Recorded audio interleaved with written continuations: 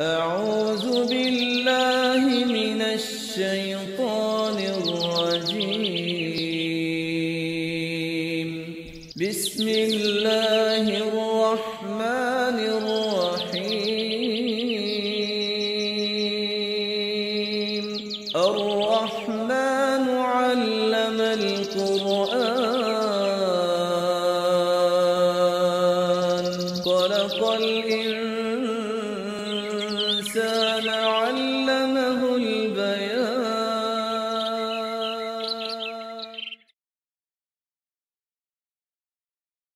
السلام علیکم ورحمۃ اللہ وبرکاتہ.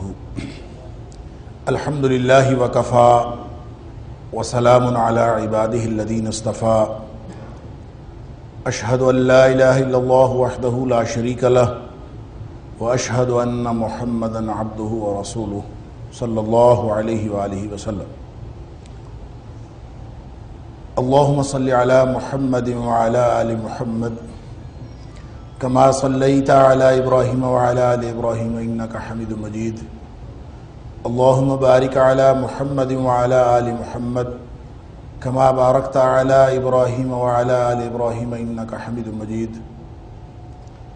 أما بعد فأعوذ بالله السميع العليم من الشيطان الرجيم من همزه ونفخه ونفثه. بسم الله الرحمن الرحيم. وَأَنفِقُوا فِي سَبِيلِ اللَّهِ وَلَا تُلْقُوا بِأَيْدِيكُمْ إِلَى التَّهْلُكَةِ وَأَحْسِنُوا إِنَّ اللَّهَ يُحِبُّ الْمُحْسِنِينَ. اور خرچ کرو اللہ کے راستے میں اور اپنے آپ کو اپنے ہاتھوں ہلاکت میں نہ ڈالو، اور بہتر سے بہتر نیکی کرتے رہو. ان اللہ یحب المحسنین. بے شک اللہ تعالی بہتر سے بہتر کرنے والوں کو پسند کرتا ہے. صدق اللہ العظیم. اللہ کی توفیق سے اس آیت کے پہلے حصے پر گفتگو گزشتہ درس میں ہو چکی، اور یہ جو انفاق فی سبیل اللہ ہے یہ بغیر کسی اسپیسیفک کانٹیکسٹ کے نہیں آیا، یعنی یہ خاص تناظر میں آیا ہے. اور خاص تناظر کیا ہے وہ ہم گزشتہ درس میں سن چکے کہ وہ خاص تناظر جہاد کا تناظر ہے. یعنی جہاد صرف جان سے نہیں ہوتا، جہاد مال سے بھی ہوتا ہے. لہٰذا یہاں پہ جو خرچ کرنے کی تلقین کی گئی ہے یہ مال وہ خرچ کرنا ہے جو جہاد میں خرچ کرنا. لیکن چونکہ شریعت اسلامیہ کا یہ اصول ہے کہ جو اعتبار کیا جاتا ہے وہ لفظ کے عموم یعنی الفاظ کے عموم کا کیا جاتا ہے، سبب کے خصوص کا نہیں کیا جاتا. العبرۃ بعموم اللفظ ولا بخصوص السبب. یعنی جس بھی وجہ سے کوئی الفاظ آئے ہوں اس کا اطلاق ہر چیز پر ہوتا ہے. لہٰذا انفاق فی سبیل اللہ بالعموم، اس میں کوئی تخصیص نہیں ہے. اس پر تفصیل سے بات ہوئی. اور یہ کہ خرچ کرنا یہ اللہ تعالیٰ کی طرف سے جو مصیبتیں آتی ہیں اور جو ہلاکت و بربادی کے انسان کے اپنے اعمال کی وجہ سے امکانات ہوتے ہیں وہ سارے کے سارے ختم ہو جاتے ہیں جب کوئی قوم انفاق فی سبیل اللہ کرتی ہے. اور جب کوئی قوم انفاق فی سبیل اللہ چھوڑ دیتی ہے تو وہ قوم ہلاکت اور بربادی کا شکار ہو جاتی ہے. یہاں انفاق کے حوالے سے ایک بات اور ذہن میں رہے کہ یہاں مال کا ذکر نہیں کیا گیا. وَأَنفِقُوا فِي سَبِيلِ اللَّهِ، خرچ کرو اللہ کے راستے میں. تو گویا مال خرچ کرنا تو ظاہر ہے، اس کے ساتھ ساتھ ساری صلاحیتیں خرچ کرنا. گویا جہاد بالمال ہی اس سے ثابت نہیں ہوتا بلکہ اس سے جہاد بالنفس بھی ثابت ہوتا ہے کہ اپنی جانیں لگاؤ، اپنی صلاحیتیں لگاؤ. اگر اللہ نے کسی کو بولنے کی صلاحیت دی ہے وہ اپنے بولنے کی صلاحیت اس میں استعمال کرے. اگر اللہ تعالیٰ نے جسمانی طاقت عطا فرمائی ہے، جس کو اللہ نے اثر و رسوخ استعمال کرنے کی طاقت عطا فرمائی ہے، جو بھی اللہ نے عطا فرمایا ہے اللہ کی دی ہوئی ساری صلاحیتیں اللہ کے راستے میں خرچ کرنا گویا جہاد بالنفس بھی ہے، جہاد بالمال بھی ہے. اور جتنی بھی صلاحیتیں اللہ نے عطا فرمائی ہیں اس میں وہ ساری چیزیں رزق میں شامل ہیں، ان سب کو اللہ کے راستے میں خرچ کرنے سے ہلاکتیں اور بربادیاں انسان سے دور ہٹتی ہیں اور انسان اس سے بچ سکتا ہے۔ وگرنہ قومیں جب اپنی یہ ساری صلاحیتیں اور اپنے سارے معاملات، اپنی ساری رزق اور مال اور جسم اور جسمانی صلاحیتیں، مادی قوتیں، روحانی قوتیں، سب اگر قومیں اللہ کے رستے کے علاوہ یعنی اللہ کے دین کے علاوہ کسی اور رستے میں خرچ کرنا شروع کر دیتے ہیں تو گویا ہلاکت و بربادی اس قوم کا مقدر بن جاتی۔ ساتھ ہی یہ فرمایا وَأَحْسِنُوا، یہ جہاد بن نفس ہو یا جہاد بالمال ہو، وَأَحْسِنُوا ایک کلیہ قاعدہ پورے دین کا اسلام نے جو پورے دین کا ایک کلیہ قاعدہ ہے وہ یہاں اللہ کریم نے ذکر فرمایا۔ وہ کیا ہے؟ وَأَحْسِنُوا إِنَّ اللَّهَ يُحِبُّ الْمُحْسِنِينَ، کہ تم نے جہاد بن نفس کیا ہو یا جہاد بالمال کیا ہو، جتنا کر لیا ہے اس پر مطمئن نہیں ہو جانا، یعنی جس نے جتنا کر لیا ہے وہ یہ نہ سمجھے کہ اب یہ کافی ہو گیا۔ یہ اللہ کے دین کا معاملہ ہے اور اللہ کے دین کے معاملے میں کوئی لمٹ نہیں ہے۔ کوئی آدمی یہ نہیں کہہ سکتا کہ میں نے 2 گھنٹے روزانہ اللہ کے راستے میں دے دیے یہ کافی۔ کوئی شخص کہے کہ میں اپنے 24 گھنٹوں میں سے 12 گھنٹے اللہ کے دین کے لیے دے رہا ہوں یہ کافی۔ کوئی شخص کہے کہ میں 22 گھنٹے 24 گھنٹوں میں سے دے رہا ہوں یہ کافی ہیں۔ جتنا وقت اللہ نے عطا فرمایا ہے، جتنی صلاحیتیں عطا فرمائی ہیں، وہ ساری کی ساری اللہ کے راستے میں لگانے کے لیے پوری زندگی تگ و دو کرتے رہنا، یہ ہے معنی وَأَحْسِنُوا کا۔ میں کہا کرتا ہوں کہ یہ احسان جو ہے وَأَحْسِنُوا، یہ حکم، یہ احسان حقیقت میں اسلام کا پروفیشنلزم ہے۔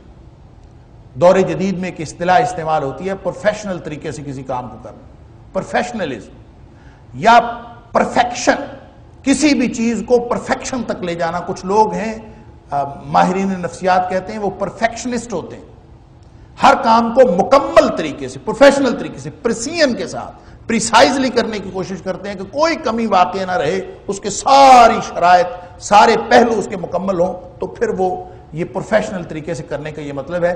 ہر کام ہو جاتا ہے، اس کو کرنے کے کئی طریقے ہو سکتے ہیں، لیکن جس کو پورے طریقے سے کیا جائے، اس کے سارے آداب و شرائط کا لحاظ رکھتے ہوئے، تو اس کو کہا جاتا ہے کہ یہ اس نے پروفیشنل طریقے سے کیا ہے۔ یہ عام آدمی نہیں ہے، بڑا یہ پرفیکشنسٹ ہے۔ اسلام کہتا ہے کہ تم اپنی عبادات کے اندر اور اپنی ان ساری سرگرمیوں کے اندر جو تم دین کے لیے لگا رہے ہو، احسان یعنی پرفیکشن پیدا کرو۔ اور پرفیکشن دین میں کیا ہے؟ یعنی پرفیکٹ تو کوئی ہو نہیں سکتا، کل بنی آدم خطاء، آدم کا ہر بیٹا جو ہے وہ خطا کار ہے، وہ پرفیکٹ کیسے ہو سکتا ہے؟ تو اسلام میں پرفیکشن کا تصور کیا ہے؟ اسلام میں پرفیکشن کا تصور یہ ہے کہ جتنی صلاحیتیں اللہ نے اس کو عطا فرمائی ہیں وہ ساری صلاحیتیں اللہ کے لیے لگا دے، یہی اس کی طرف سے پرفیکشن ہوگی۔ لا یکلف اللہ نفسا الا وسعها، جتنی طاقت دی ہے اس کے مطابق اللہ نے اس کو مکلف بنایا۔ اور فاتقوا اللہ ما استطعتم، جتنی اللہ نے تمہیں استطاعت رکھی ہے اتنا تم اللہ سے ڈرو، اللہ کا تقوی اختیار کرو۔ نتیجہ یہ نکلا کہ پرفیکشن کا جو لیول ہے وہ ہر شخص کا مختلف ہے۔ کیوں؟ اس لیے کہ ہر شخص کی صلاحیتوں کا لیول مختلف ہے، ہر شخص کی صلاحیتوں کی سطح مختلف ہے۔ لہذا ہو سکتا ہے کہ کوئی شخص 2 گھنٹے لگائے تو اس کی پرفیکشن کا لیول آ جائے، اور ہو سکتا ہے کہ کوئی شخص اپنے 24 گھنٹے بھی اللہ کے راستے میں خرچ کرے پھر بھی اس کی پرفیکشن کا لیول نہ آئے۔ یہ اللہ تعالیٰ نے جتنی صلاحیت دی ہے وہ دینے والا جانتا ہے کہ اس نے کس کو کتنی صلاحیت دی ہے۔ لہٰذا اس لیول کو اچیو کرنے کے لیے انسان ساری زندگی تگ و دو کرتا رہے اور بہتر سے بہتر کرتا رہے تو وہ محسن ہوتا۔ اللہ تعالیٰ نے سورہ نساء کی آیت نمبر 125 میں مثال دی کہ دین تو اس کا اچھا ہے، وَمَنْ أَحْسَنُ دِينًا مِمَّنْ أَسْلَمَ وَجْهَهُ لِلَّهِ، دین کے اعتبار سے سب سے اچھا اور آئیڈیل آدمی وہ ہے جو اپنا سب کچھ، یعنی وہ پرسنٹیج نہیں رکھتا کہ میں اتنی پرسنٹ لگا دیتا ہوں اتنے پرسنٹ رکھ لیتا ہوں، وہ پرسنٹیج نہیں رکھتا، بلکہ ممن اسلم وجہہ للہ، اپنا سب کچھ وہ اللہ کے سامنے قربان کر دیتا ہے اور اللہ کے سپرد کر دیتا ہے۔ اسلم یسلم، اسلام کا معنی ہوتا ہے اپنا آپ سپرد کر دینا۔ ممن اسلم وجہہ للہ، جو اپنی ذات، اپنا سب کچھ، اپنا آپ اللہ کے سامنے سپرد کر دیتا ہے، سر تسلیم خم کر دیتا ہے کہ اللہ میری ساری صلاحیتیں، میرا سارا مال، ساری اولاد، سارا رزق، جو کچھ تو نے مجھے عطا فرمایا یہ سارا تیرے دین کے لیے وقف ہے۔ جو ایسا کر دیتا ہے دین کے لیے آئیڈیل تو وہ ہے۔ ساتھ فرمایا وَهُوَ مُحْسِن، وہی محسن ہوتا ہے، وَهُوَ مُحْسِن، وہی محسن ہوتا ہے. یعنی وہ اس لیول کو نہیں، کسی لیول کو گنتا نہیں ہے، کسی لیول کو خاطر میں نہیں لاتا. اس کو یوں سمجھ لیجئے کہ کوئی شخص اگر امتحان دے رہا ہے تو امتحان دیتے ہوئے اس کا جو لیول ہے وہ اچیویبل لیول، وہ تو 100% ہے، 100 میں سے 100 نمبر لے لے اور وہ لے سکتا ہے، لیکن وہ نگاہ رکھتا ہے صرف پاسنگ مارکس پر کہ میرے پاس ہونے کے نمبر میرے اس میں سے آ جائیں، بس اس پر وہ نگاہ رکھتا ہے، تو وہ محسن نہیں ہو سکتا. یعنی 40 نمبر یا 33 نمبر پاس ہونے کے لیے اللہ کریم نے رکھے ہیں، اور وہ اپنے اتنے جیسے دنیا کے ممتحن رکھتے ہیں کہ 33 نمبر ہیں 40 نمبر ہیں، وہ اتنے لینے کے لیے وہ اپنی کوشش کرتا، اور کوشش کر کے وہ حساب لگاتا ہے کہ میں اتنے پرسنٹ ادھر سے کر لوں، اتنے پرسنٹ ادھر سے کر لوں تو اتنے نمبر آ جائیں گے، اور اس پر وہ مطمئن ہو جاتا ہے. تو جو صرف واجبات و فرائض، جو گویا منیمم لیول ہے پاس ہونے کا، جو صرف واجبات اور فرائض پر نگاہ رکھتا ہے، وہ محسن نہیں ہوتا. اور اللہ تعالیٰ نے عمومی حکم یہ جاری کیا ہے وَأَحْسِنُوا إِنَّ اللَّهَ يُحِبُّ الْمُحْسِنِينَ. اللہ ان واجبات کو پورا کرنے والے کو اس سے پیار نہیں کرتا، بلکہ اللہ اس سے پیار کرتا ہے جو پوری زندگی لگا دے. اور اس کا یعنی نمونہ کیا ہے، اس کی مثال کیا ہے، وَمَنْ أَحْسَنُ دِينًا مِمَّنْ أَسْلَمَ وَجْهَهُ لِلَّهِ. جو کچھ چھوڑتا ہی نہیں، اپنا جان مال اولاد سب اس نے اللہ کے سپرد کر دیا. وَهُوَ مُحْسِن، وہ ہے محسن. اور اس کے لیے ایک نمونہ یہ بتایا وَاتَّبَعَ مِلَّةَ إِبْرَاهِيمَ حَنِيفًا. اگر کسی کو سمجھ نہ آتی ہو کہ اپنا جان مال اولاد سب کچھ اللہ کے سپرد کرنا وہ کہاں سے پتہ چلے گا، اگر کسی کو سمجھ نہ آتی ہو تو وہ ابراہیم علیہ السلام کی ذات کو دیکھ لے. وَاتَّبَعَ مِلَّةَ إِبْرَاهِيمَ حَنِيفًا، ابراہیم علیہ السلام کی ملت پر اور ابراہیم علیہ السلام کے دین پر وہ اس کی پیروی کرے، اس پر چلے، اس کو فالو کرے. اس کو فالو کرے گا تو پھر کون سا لیول اچیو کرے گا؟ فرمایا وَاتَّخَذَ اللَّهُ إِبْرَاهِيمَ خَلِيلًا. حضرت ابراہیم علیہ السلام کو اللہ نے خلیل بنایا تھا. یہ لیول تھا. خلیل کون ہوتا ہے؟ خلیل ہوتا ہے خلوت کا دوست، خلوت کا ساتھی. اور اللہ نے ابراہیم علیہ السلام کو اپنا خلیل بنا لیا تھا. گویا چڑھتے چڑھتے کون سا لیول اچیو کرنا ہے، کوئی حد نہیں ہے اس کی. آپ چلتے جائیں، آپ ساری زندگی صلاحیتیں لگاتے جائیں اور کہیں کسی پرسنٹیج کو نہ رکھیں. یہی وہ وجہ ہے. حضرت جبریل علیہ السلام نے جب انسانی شکل میں آئے تھے تو نبی کریم صلی اللہ علیہ وسلم سے اسی پرفیکشنلزم کی بات پوچھی تھی کہ اخبرنی عن الاحسان، کہ اے اللہ کے رسول صلی اللہ علیہ وسلم احسان کے بارے میں بتائیے کہ احسان کیا ہوتا ہے. یعنی یہ جو حکم دیا جا رہا ہے واحسنوا، یہ حکم ہے اللہ کا کہ دیکھو تم بندگی کرتے ہو، عبادت کرتے ہو، اور میں نے عرض کیا کہ یہ خاص کانٹیکسٹ ہے یہاں پہ جہاد بالنفس اور جہاد بالمال کا کہ کتنا کرنا ہے، کیسے کرنا ہے. فرمایا واحسنوا، اس کا وہ لیول جو 2.5% زکوٰۃ کا یا پھر مال میں سے آپ کو عشر کا جو 10واں حصہ رکھا ہے، یہ ساری پرسنٹیج تو ہے منیمم لیول. اور تم سے مطالبہ کیا ہے؟ تم سے مطالبہ ہے وَأَحْسِنُوا إِنَّ اللَّهَ يُحِبُّ الْمُحْسِنِينَ. اور زیادہ کرو، اور زیادہ کرو. کتنا؟ بس ساری زندگی زیادہ سے زیادہ کرتے رہو. وہ لیول آتا ہی نہیں ہے.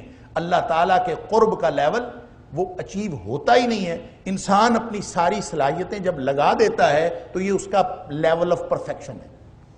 جس نے اپنی پوری صلاحیتیں لگا دی وہ بظاہر لوگوں کے سامنے چاہے جتنا مرضی ناکام آدمی ہو، لوگوں کے سامنے وہ جتنا مرضی ناقص آدمی ہو، اور وہ اس کے اندر نقص بائی ڈیفالٹ رہے گا، کیونکہ کل بنی آدم خطاؤن، آدم کا ہر بیٹا خطا کار ہے، خطائیں اس سے بھی سرزد ہوں گی. لیکن جس نے اپنی ساری صلاحیتیں اللہ کے رستے میں اور اللہ کے دین کے لیے وقف کر دی ہیں، صرف صلاحیتیں نہیں بلکہ جتنی نعمتیں اللہ تعالیٰ نے اس کو عطا فرمائی ہیں، وہ رزق کی صورت میں ہوں، وہ اولاد کی صورت میں ہوں، وہ ساری وہ اللہ کے رستے میں صرف کر دے، خرچ کر دے، تو وہ محسن ہے. چاہے لوگوں کی نظروں میں وہ کچھ بھی نہ ہو، وہ جتنا مرضی ناقص ہو. تو نبی کریم صلی اللہ علیہ وسلم نے فرمایا تھا الاحسان ان تعبد اللہ کأنک تراہ، کہ احسان یہ ہے کہ اللہ کی بندگی کرتے ہوئے اس طرح سے کرو جیسے تم اللہ کو دیکھ رہے ہو. یہ ہے وہ بات جو میں عرض کر رہا تھا کہ اللہ کو یہ احسان کا جو لیول ہے یہ صلاحیتوں تک ہے اچیویبل، وگرنہ احسان کا جو اصل لیول ہے وہ تو اچیویبل نہیں. کہ اللہ تعالیٰ فرماتے ہیں نبی کریم صلی اللہ علیہ وسلم فرماتے ہیں کہ انت عبد اللہ کانک تراہ، اللہ کی بندگی اس طرح سے کرو جیسے تم اللہ کو دیکھ رہے ہو۔ اللہ کو دیکھا جا سکتا؟ اللہ کو تو دیکھا ہی نہیں جا سکتا۔ لا تدرکہ الابصار وہو یدرک الابصار، اس کو تو آنکھیں پا ہی نہیں سکتی، وہ دیکھتا ہے سب کو۔ ہم اپنی دنیا کی آنکھوں سے اللہ کو نہیں دیکھ سکتے۔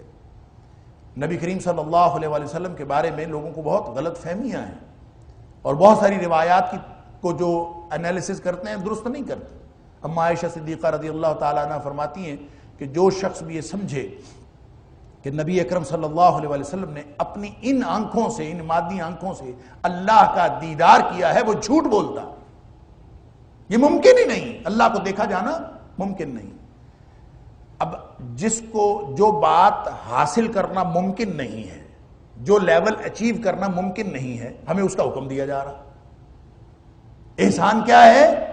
ان تعبد اللہ کانک تراہ، جو حاصل کرنا ممکن نہیں ہے وہ لیول، اللہ کو دیکھا جانا ممکن نہیں ہے، تو تم اس طرح سے کیفیت پیدا کرو کہ تم اپنے اللہ کو دیکھ رہے ہو۔ اللہ اکبر۔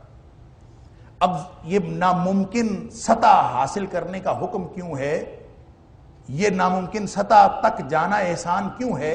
اس لیے کہ انسان ہمیشہ اس لیول کو حاصل کرنے کے لیے آگے سے آگے بڑھتا رہے، کبھی اس کی طبیعت کے اندر، کبھی اس کی صلاحیتوں کے اندر، کبھی اس کی سرگرمیوں کے اندر، اور دین کے لیے جو قد و کاوش ہے اس کے اندر ٹھہراؤ نہ آئے۔ یہ بہتر سے بہتر کرتا رہے، یہ تقاضا ہے۔ واحسنوا، بہتر سے بہتر کرو اور لگے رہو۔ اور یہ اگر جو شخص اس طرح سے کرتا ہے اور اپنی صلاحیتیں ساری پٹ کر دیتا ہے، بس یہ اللہ تعالیٰ کا تقاضا ہے۔ لہذا جہاد بالنفس ہو جس کا پیچھے پورا تذکرہ آیا، یا جہاد بالمال ہو، وانفقوا فی سبیل اللہ ولا تلقوا بایدیکم الی التہلکہ، کہ یہ ہلاکت اور بربادی سے بچنے کے لیے کتنا خرچ کر کے تم بیٹھ رہو، کتنا خرچ کر کے۔ میں نے حدیث پچھلے درس میں آپ کے سامنے رکھی تھی کہ نبی کریم صلی اللہ علیہ وسلم فرمایا انفقی ولا تحصی، حضرت اسماء رضی اللہ تعالیٰ عنہ کو فرمایا تھا کہ اسماء خرچ کیا کرو، گنا نہ کرو کہ کتنا خرچ کر رہی ہو۔ فیحصی اللہ علیک، اللہ بھی تمہیں پھر گن گن کے دے گا اگر تم گن گن کے خرچ کرو۔ ٹھیک ہے، ساری وہ جو پرسنٹیج اسلام نے رکھی ہے، مقرر کی ہے، وہ واجبات کی سطح ہے، وہ فرائض کی سطح ہے، اور فرائض کی سطح ہوتی ہے منیمم لیول۔ اللہ نے ہمیں منیمم لیول کا حکم نہیں دیا۔ تقاضا یہ ہے کہ تم اپنے آپ کو میکسیمم کرنے کی کوشش کرو اور ساری زندگی بہتر سے بہتر کرنے کی کوشش کرتے رہو۔ وَأَحْسِنُوا، جب تم اپنی زندگی کی روش یہ بنا لو گے، زندگی کا منہج یہ بنا لو گے کہ میں نے ہر وقت پہلے سے بہتر کرنا ہے، إِنَّ اللَّهَ يُحِبُّ الْمُحْسِنِينَ، ایسے لوگوں کو یہ اللہ تعالیٰ پسند کرتا۔ تو نبی کریم صلی اللہ علیہ وسلم نے تھوڑی سی تخفیف فرما دی کہ فَإِن لَمْ تَكُنْ تَرَاهُ فَإِنَّهُ يَرَاكَ، اگر تم اللہ کو دیکھنے والی کیفیت پیدا نہیں کر سکتے تو کم از کم یہ کیفیت تو پیدا کرو کہ اللہ تمہیں دیکھ رہا ہے۔ دیکھیں، جب اللہ کو ہم دیکھ رہے ہیں، یہ مقام ہے مقام مشاہدہ، اور مقام مشاہدہ یہ حاصل ہونا ممکن نہیں ہے۔ اور جو اللہ ہمیں دیکھ رہا ہے یہ ہے مقام مراقبہ۔ مراقبہ کا مطلب ہوتا ہے نگرانی۔ ہم ہر وقت اللہ کی نگرانی میں ہیں، میرا اللہ ہر وقت مجھے دیکھ رہا ہے۔ اگر یہ احساس پیدا ہو جائے ہر لمحہ زندگی میں کہ میرا اللہ مجھے دیکھ رہا ہے، تو آپ اندازہ کیجئے کہ پھر گناہ کرنے کی اور اللہ کی نافرمانی کرنے کی گنجائش کہاں رہتی۔ جب پتہ چل جائے کہ ہر وقت باس مجھے دیکھ رہا ہے، یعنی آج کل وہ CCTV کیمرے آفیسز میں لگے ہوئے ہیں، باس کے سامنے سکرین لگی ہوئی، صرف یہ لوگوں کی اور کارکنان کی اور سارے آفس کے جتنے بھی لوگ ہیں ان کی پرفارمنس بہتر بنانے کے لیے CCTV کیمرے لگا دیتے ہیں۔ وہ چاہے دیکھ رہا ہو چاہے نہ دیکھ رہا ہو، کیونکہ کیمرہ سامنے لگا ہے، لہٰذا سارے کے سارے آفیسرز اور سارے کے سارے ملازمین وہ یہ سمجھتے ہیں کہ وہ کیمرہ لگا ہے، کہیں وہ دیکھ نہ رہا۔ کیا خیال ہے اللہ کی ذات کے بارے میں کہ جو دلوں کے حال بھی جانتا ہے، انہ علیم بذات الصدور، وہ دلوں کے حال بھی جانتا ہے، تو اس کی اللہ کی ذات کی جو اس کی نگرانی ہے اور اس کی جو مانیٹرنگ ہے، اس کا اندازہ کیجئے کہ وہ کس قدر پریسائزڈ ہے۔ اس کے مطابق، اس کیفیت کے مطابق زندگی گزاریں تو زندگی خود بخود سیدھی ہو جاتی ہے۔ ہر وقت آپ کو پتہ ہو کہ جس جگہ بھی آپ موجود ہیں، جس جو بھی چاہے خلوت ہے چاہے جلوت ہے، اللہ تعالیٰ آپ کو دیکھ رہا ہے، تو انسان اس میں بہتر سے بہتر کرنے کی کوشش کرتا ہے کہ میں اپنے اللہ کے سامنے بہتر ہو جاؤں۔ یہ دنیا کے باس کے سامنے آپ بہتر ہوں یا نہ ہوں، اللہ کے سامنے بہتر ہوں، تو یہ ہے اصل وہ ٹارگٹ جو ہم نے اچیو کرنا۔ ایسا شخص جو پوری زندگی اس تگ و دوگ میں لگا رہتا، لیول نہیں آتا، یہ محنت ہے پوری زندگی کی، منزل نہیں آتی۔ فَاعْبُدْ رَبَّكَ حَتَّى يَأْتِيَكَ الْيَقِينُ، جب تک موت نہیں آتی اس وقت تک اپنے رب کی بندگی اسی طرح سے کرتے رہو۔ اللہ تعالیٰ ہم سب کو یہ بندگی کرنے کی توفیق عطا فرمائے۔ وَأَتِمُّ الْحَجَّ وَالْعُمْرَةَ لِلَّهِ فَإِنْ أُحْصِرْتُمْ فَمَا اسْتَيْسَرَ مِنَ الْهَدْيِ وَلَا تَحْلِقُوا رُؤُوسَكُمْ حَتَّى يَبْلُغَ الْهَدْيُ مَحِلَّهُ فَمَنْ كَانَ مِنْكُمْ مَرِيضًا أَوْ بِهِ أَذًى مِنْ رَأْسِهِ فَفِدْيَةٌ مِنْ صِيَامٍ أَوْ صَدَقَةٍ أَوْ نُسُكٍ فَإِذَا أَمِنْتُمْ فمن تمتع بالعمرة إلى الحج فما استيسر من الهدي فمن لم يجد فصيام 3 أيام في الحج و7 إذا رجعتم تلك 10 كاملة ذلك لمن لم يكن أهله حاضر المسجد الحرام واتقوا الله واعلموا أن الله شديد العقاب۔ پہلے ترجمہ سن لیجئے، پھر اس کے بعد دیکھتے ہیں اس میں اللہ کریم ہمیں کیا فرما رہے ہیں۔ وَأَتِمُّ الْحَجَّ وَالْعُمْرَةَ لِلَّهِ، حج اور عمرہ مکمل کرو اللہ کے لیے۔ فَإِنْ أُحْصِرْتُمْ، اور اگر تم گھیر لیے جاؤ، یہ روک لیے جاؤ، فَمَا اسْتَيْسَرَ مِنَ الْهَدْيِ، پس جو بھی میسر آئے قربانی میں سے وہ کر دو۔ وَلَا تَحْلِقُوا رُؤُوسَكُمْ، اور اپنے سروں کو نہ منڈواؤ، حلق نہ کرو، حَتَّى يَبْلُغَ الْهَدْيُ مَحِلَّهُ، جب تک کہ قربانی اپنے مقام تک نہ پہنچ جائے۔ فَمَنْ كَانَ مِنْكُمْ مَرِيضًا، پھر جو کوئی تم میں سے بیمار ہو، او بِهِ أَذًى مِنْ رَأْسِهِ، یا اس کے سر میں کوئی تکلیف ہو، فَفِدْيَةٌ مِنْ صِيَامٍ، پس اس کے ذمے فدیہ ہے، من صیام، روزوں کی صورت میں، او صدقۃ، یا پھر صدقے کی صورت میں، او نسک، یا پھر قربانی کی صورت میں۔ فَإِذَا أَمِنْتُمْ، اور پھر جب تم حالت امن میں ہو جاؤ، فَمَنْ تَمَتَّعَ بِالْعُمْرَةِ، پھر جو کوئی بھی فائدہ حاصل کرے عمرے کے ساتھ، الی الحج، حج تک، فَمَا اسْتَيْسَرَ مِنَ الْهَدْيِ، پس جو کوئی بھی میسر آئے اس کو قربانی، تو اس کو قربانی کرنی چاہیے۔ فَمَن لَمْ يَجِدْ، اور جس کو میسر نہ آئے، جو یہ قربانی نہ پائے، فَصِيَامُ 3 أَيَّامٍ فِي الْحَجِّ، پھر اس کو روزے رکھنے چاہیے 3 تو ایام حج میں ہی، وَسَبْعَةٍ إِذَا رَجَعْتُمْ، اور 7 روزے اس وقت رکھنے چاہیے جب تم واپس آ جاؤ، تِلْكَ 10 كَامِلَةٌ، یہ 10 پورے ہو گئے۔ ذَلِكَ لِمَن لَمْ يَكُنْ أَهْلُهُ حَاضِرِ الْمَسْجِدِ الْحَرَامِ، یہ اس شخص کے لیے ہے جس کے گھر والے مسجد حرام کی بستی میں نہ ہوں، وہاں کے رہنے والے نہ ہوں۔ واتقوا اللہ، اور اللہ سے ڈرتے رہو۔ واعلموا، اور جان رکھو، ان اللہ شدید العقاب، بے شک اللہ تعالی بہت سخت پکڑ والا ہے۔ میں نے پہلے عرض کیا تھا کہ سورہ بقرہ کے اندر چونکہ یہ احکام کی صورت ہے اور اس کے اندر بہت سارے احکام بیان کیے گئے ہیں، اور خاص طور پہ جو اس کا نصف آخر ہے سورہ بقرہ کا، اس میں مختلف قسم کے احکام، شریعت اسلامیہ، نبی اکرم صلی اللہ علیہ وسلم کی امت، یہ اس کو نبی کریم صلی اللہ علیہ وسلم کی امت کی طرف اقتدار منتقل ہوا، سیادت اور قیادت منتقل ہوئی، اور ایک اسلامی معاشرہ قائم کرنے کے لیے جو احکام دیے جا رہے ہیں وہ ہمہ جہت ہے۔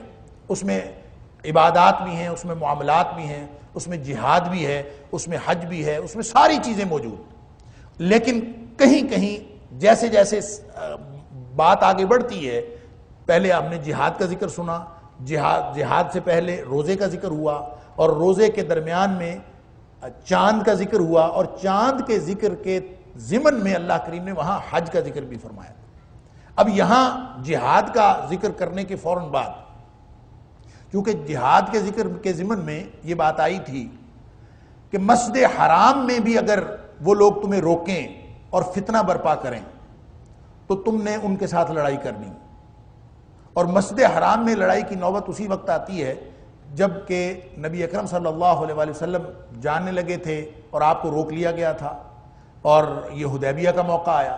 لہٰذا یہ آیت نمبر 196 جو ہے، یا تو بالکل حدیبیہ کے موقع پر نازل ہوئی ہے، اور یا پھر یہ حدیبیہ کی تیاری کے سلسلے میں عین اس سے قبل نبی اکرم صلی اللہ علیہ وسلم کے سفر سے قبل نازل ہوئی۔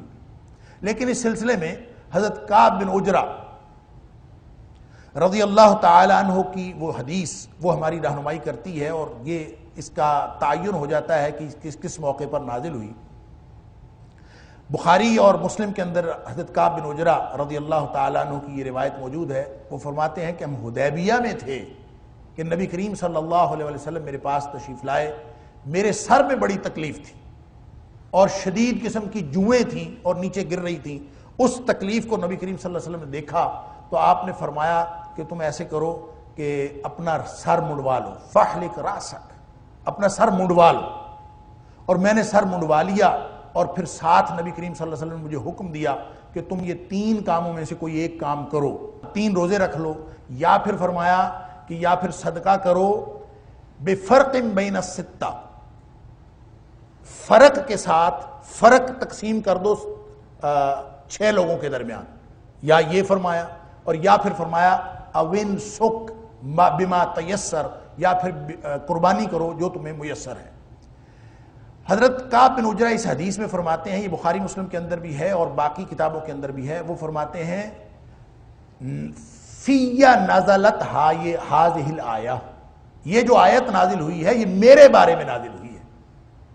حضرت کعب بن عجرہ کی یہ بات تعین کر دیتی ہے کہ یہ حدیبیہ کے دن نازل ہوئی، چونکہ اس کے اندر بڑی سپیسیفک قسم کے احکام ہیں کہ اگر تم روک لیے جاؤ، اور مسلمانوں کو روک لیا گیا تھا حدیبیہ کے موقع پر، یہ واحد موقع ہے جب مسلمانوں کو حج سے روکا گیا، اور روک لیے جاؤ کہ یہ احکام بتاتے ہیں کہ یہ اس موقع کی بات ہے یا اس موقع سے پہلے کی بات۔ لیکن شروع میں جو حکم ہے وَأَتِمُّوا الْحَجَّ وَالْعُمْرَةَ لِلَّهِ، یہ ایک جنرلائزڈ حکم ہے کہ حج اور عمرہ مکمل کرو، وَأَتِمُّوا اور مکمل کرو اللہ کے لیے حج بھی اور عمرہ بھی۔ اس سے بہت سارے لوگوں کا یہ خیال ہے کہ جیسے حج فرض ہے ایسے عمرہ بھی فرض ہے، اس سے عمرے کا وجوب ثابت ہوتا ہے کہ اللہ تعالیٰ نے حج کو اور عمرے کو ایک جیسا بیان کیا، اکٹھا بیان کیا، لہٰذا ایک تو عمومی طور پر لوگوں نے عمرے کے وجوب کی بات کی ہے۔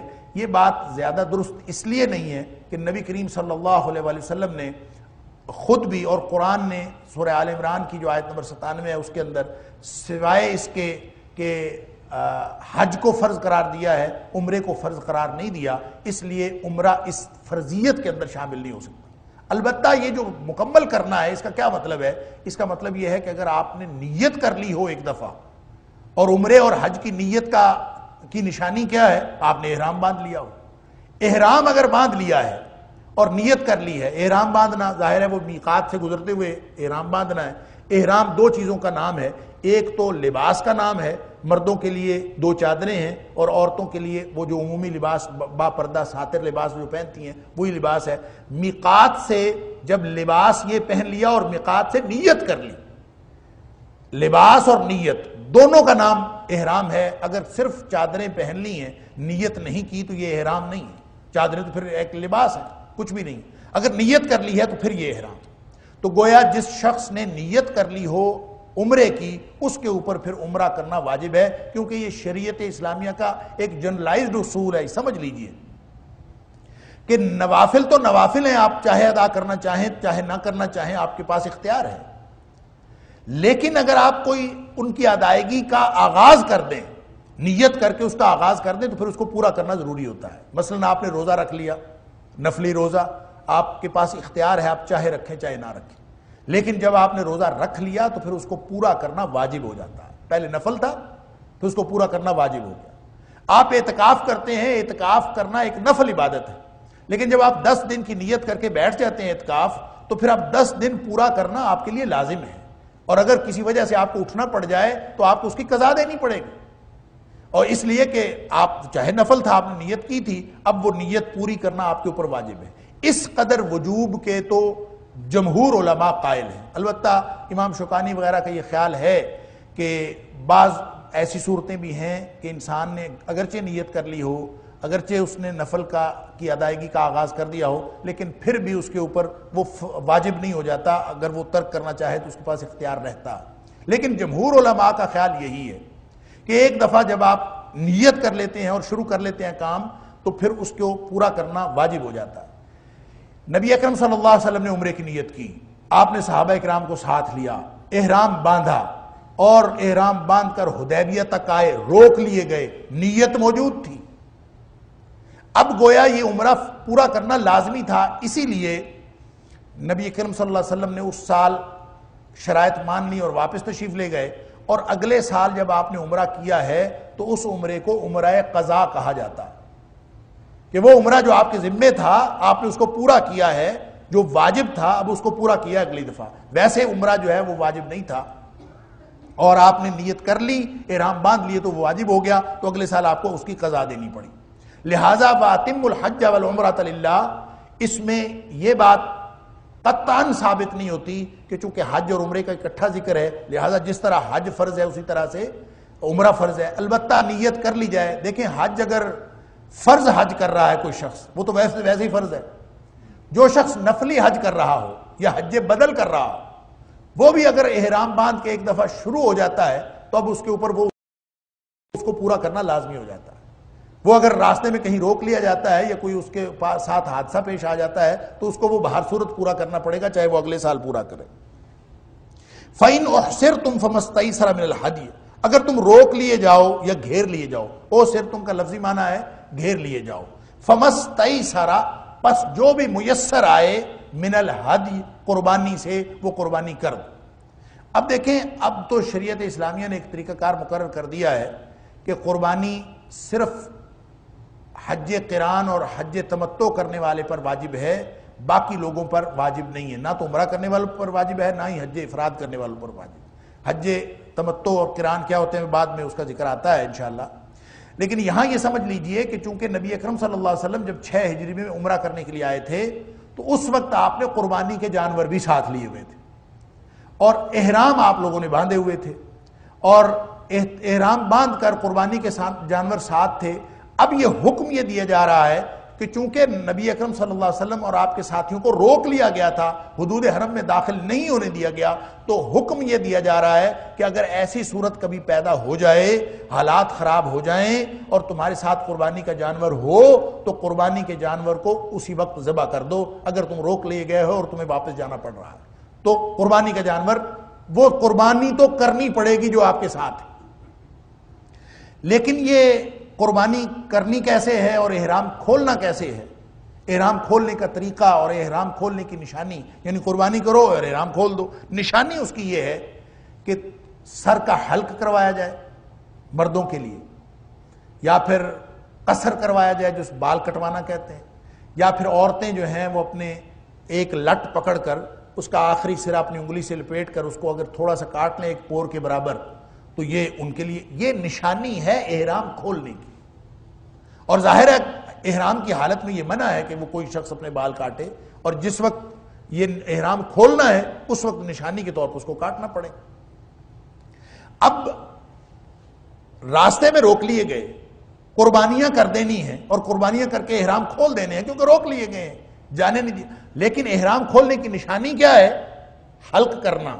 فرمایا وَلَا تَحْلِقُوا رُؤُوسَكُمْ، لیکن یہ حلق اس وقت تک نہ کرو حتیٰ یبلغ الہدی محلہ، جب تک کہ قربانی جو ہے وہ اپنی جگہ تک نہ پہنچ جائے۔ اب قربانی کی اپنی جگہ کون سی ہے؟ اس کا ایک معنی تو یہ ہے کہ قربانی قربان گاہ تک نہ پہنچ جائے، یا قربانی قربان ہونے تک نہ پہنچ جائے، تو اس کا مطلب یہ ہے کہ جب تک قربانی نہ ہو جائے اس وقت تک تم حلق نہیں کروا سکتے۔ اب نبی اکرم صلی اللہ علیہ وسلم نے وہیں پہ سارے صحابہ کو حکم دیا کہ آپ قربانیاں کریں۔ یہ ایک الگ معاملہ ہے کہ نبی اکرم صلی اللہ علیہ وسلم نے جب حکم دیا کہ اٹھو قربانیاں کرو تو ایک صحابی بھی نہیں اٹھا۔ حضرت ام سلمہ رضی اللہ تعالیٰ عنہ فرماتی ہیں کہ نبی اکرم صلی اللہ علیہ وسلم بڑے دل گرفتہ ہوئے کہ یہ وہ لوگ ہیں جو میرے وضو کا پانی نیچے نہیں گرنے دیتے اور ہر وقت میرے اوپر اپنی جانیں نچھاور کرنے کے لیے تیار رہتے ہیں، اب میں نے حکم دیا ان کو کہ اٹھو اور قربانیاں کرو، ایک شخص بھی نہیں اٹھا۔ کیوں نہیں اٹھے تھے؟ وہ تو جو شرائط معاہدہ تھیں ان کے اوپر صحابہ کرام کو تحفظات تھے، اور وہ شرائط معاہدہ ایسی تھیں کہ مسلمان یہ سمجھ رہے تھے کہ شاید ہم کفار سے مغلوب ہو کر یہ صلح کر رہے ہیں اور یہ معاہدہ کر رہے ہیں، اس لیے وہ دل گرفتگی کی وجہ سے صحابہ کرام میں سے کوئی شخص بھی نہیں اٹھا۔ حضرت ام سلمہ رضی اللہ تعالیٰ نے مشورہ دیا کہ آپ ایسے کریں کہ آپ اٹھ کے خود قربانی کرنا شروع کر دیں، جب آپ کو ذبح کرتا ہوا دیکھیں گے تو صحابہ کرام خود ہی اٹھ جائیں۔ یہی ہوا، نبی اکرم صلی اللہ علیہ وسلم نے ذبح کرنے کی تیاری کر لی اور آپ اٹھے تو آپ کو دیکھ کر پھر سارے صحابہ کرام اٹھے، سب نے قربانیاں کی۔ اب یہ محلہ کا ایک معنی یہ ہے کہ اس کے لیے قربان گاہ جو اصلی قربان گاہ ہے یہ وہاں تک پہنچے۔ تو جب حاجی ہدی لے کر اپنی قربانی ساتھ لے کر جاتا ہے تو اس کی قربانی کرنے کی جگہ کون سی ہے، اس کے لیے جو نبی اکرم صلی اللہ علیہ وسلم نے طریقہ کار بتایا وہ حدود حرم ہیں۔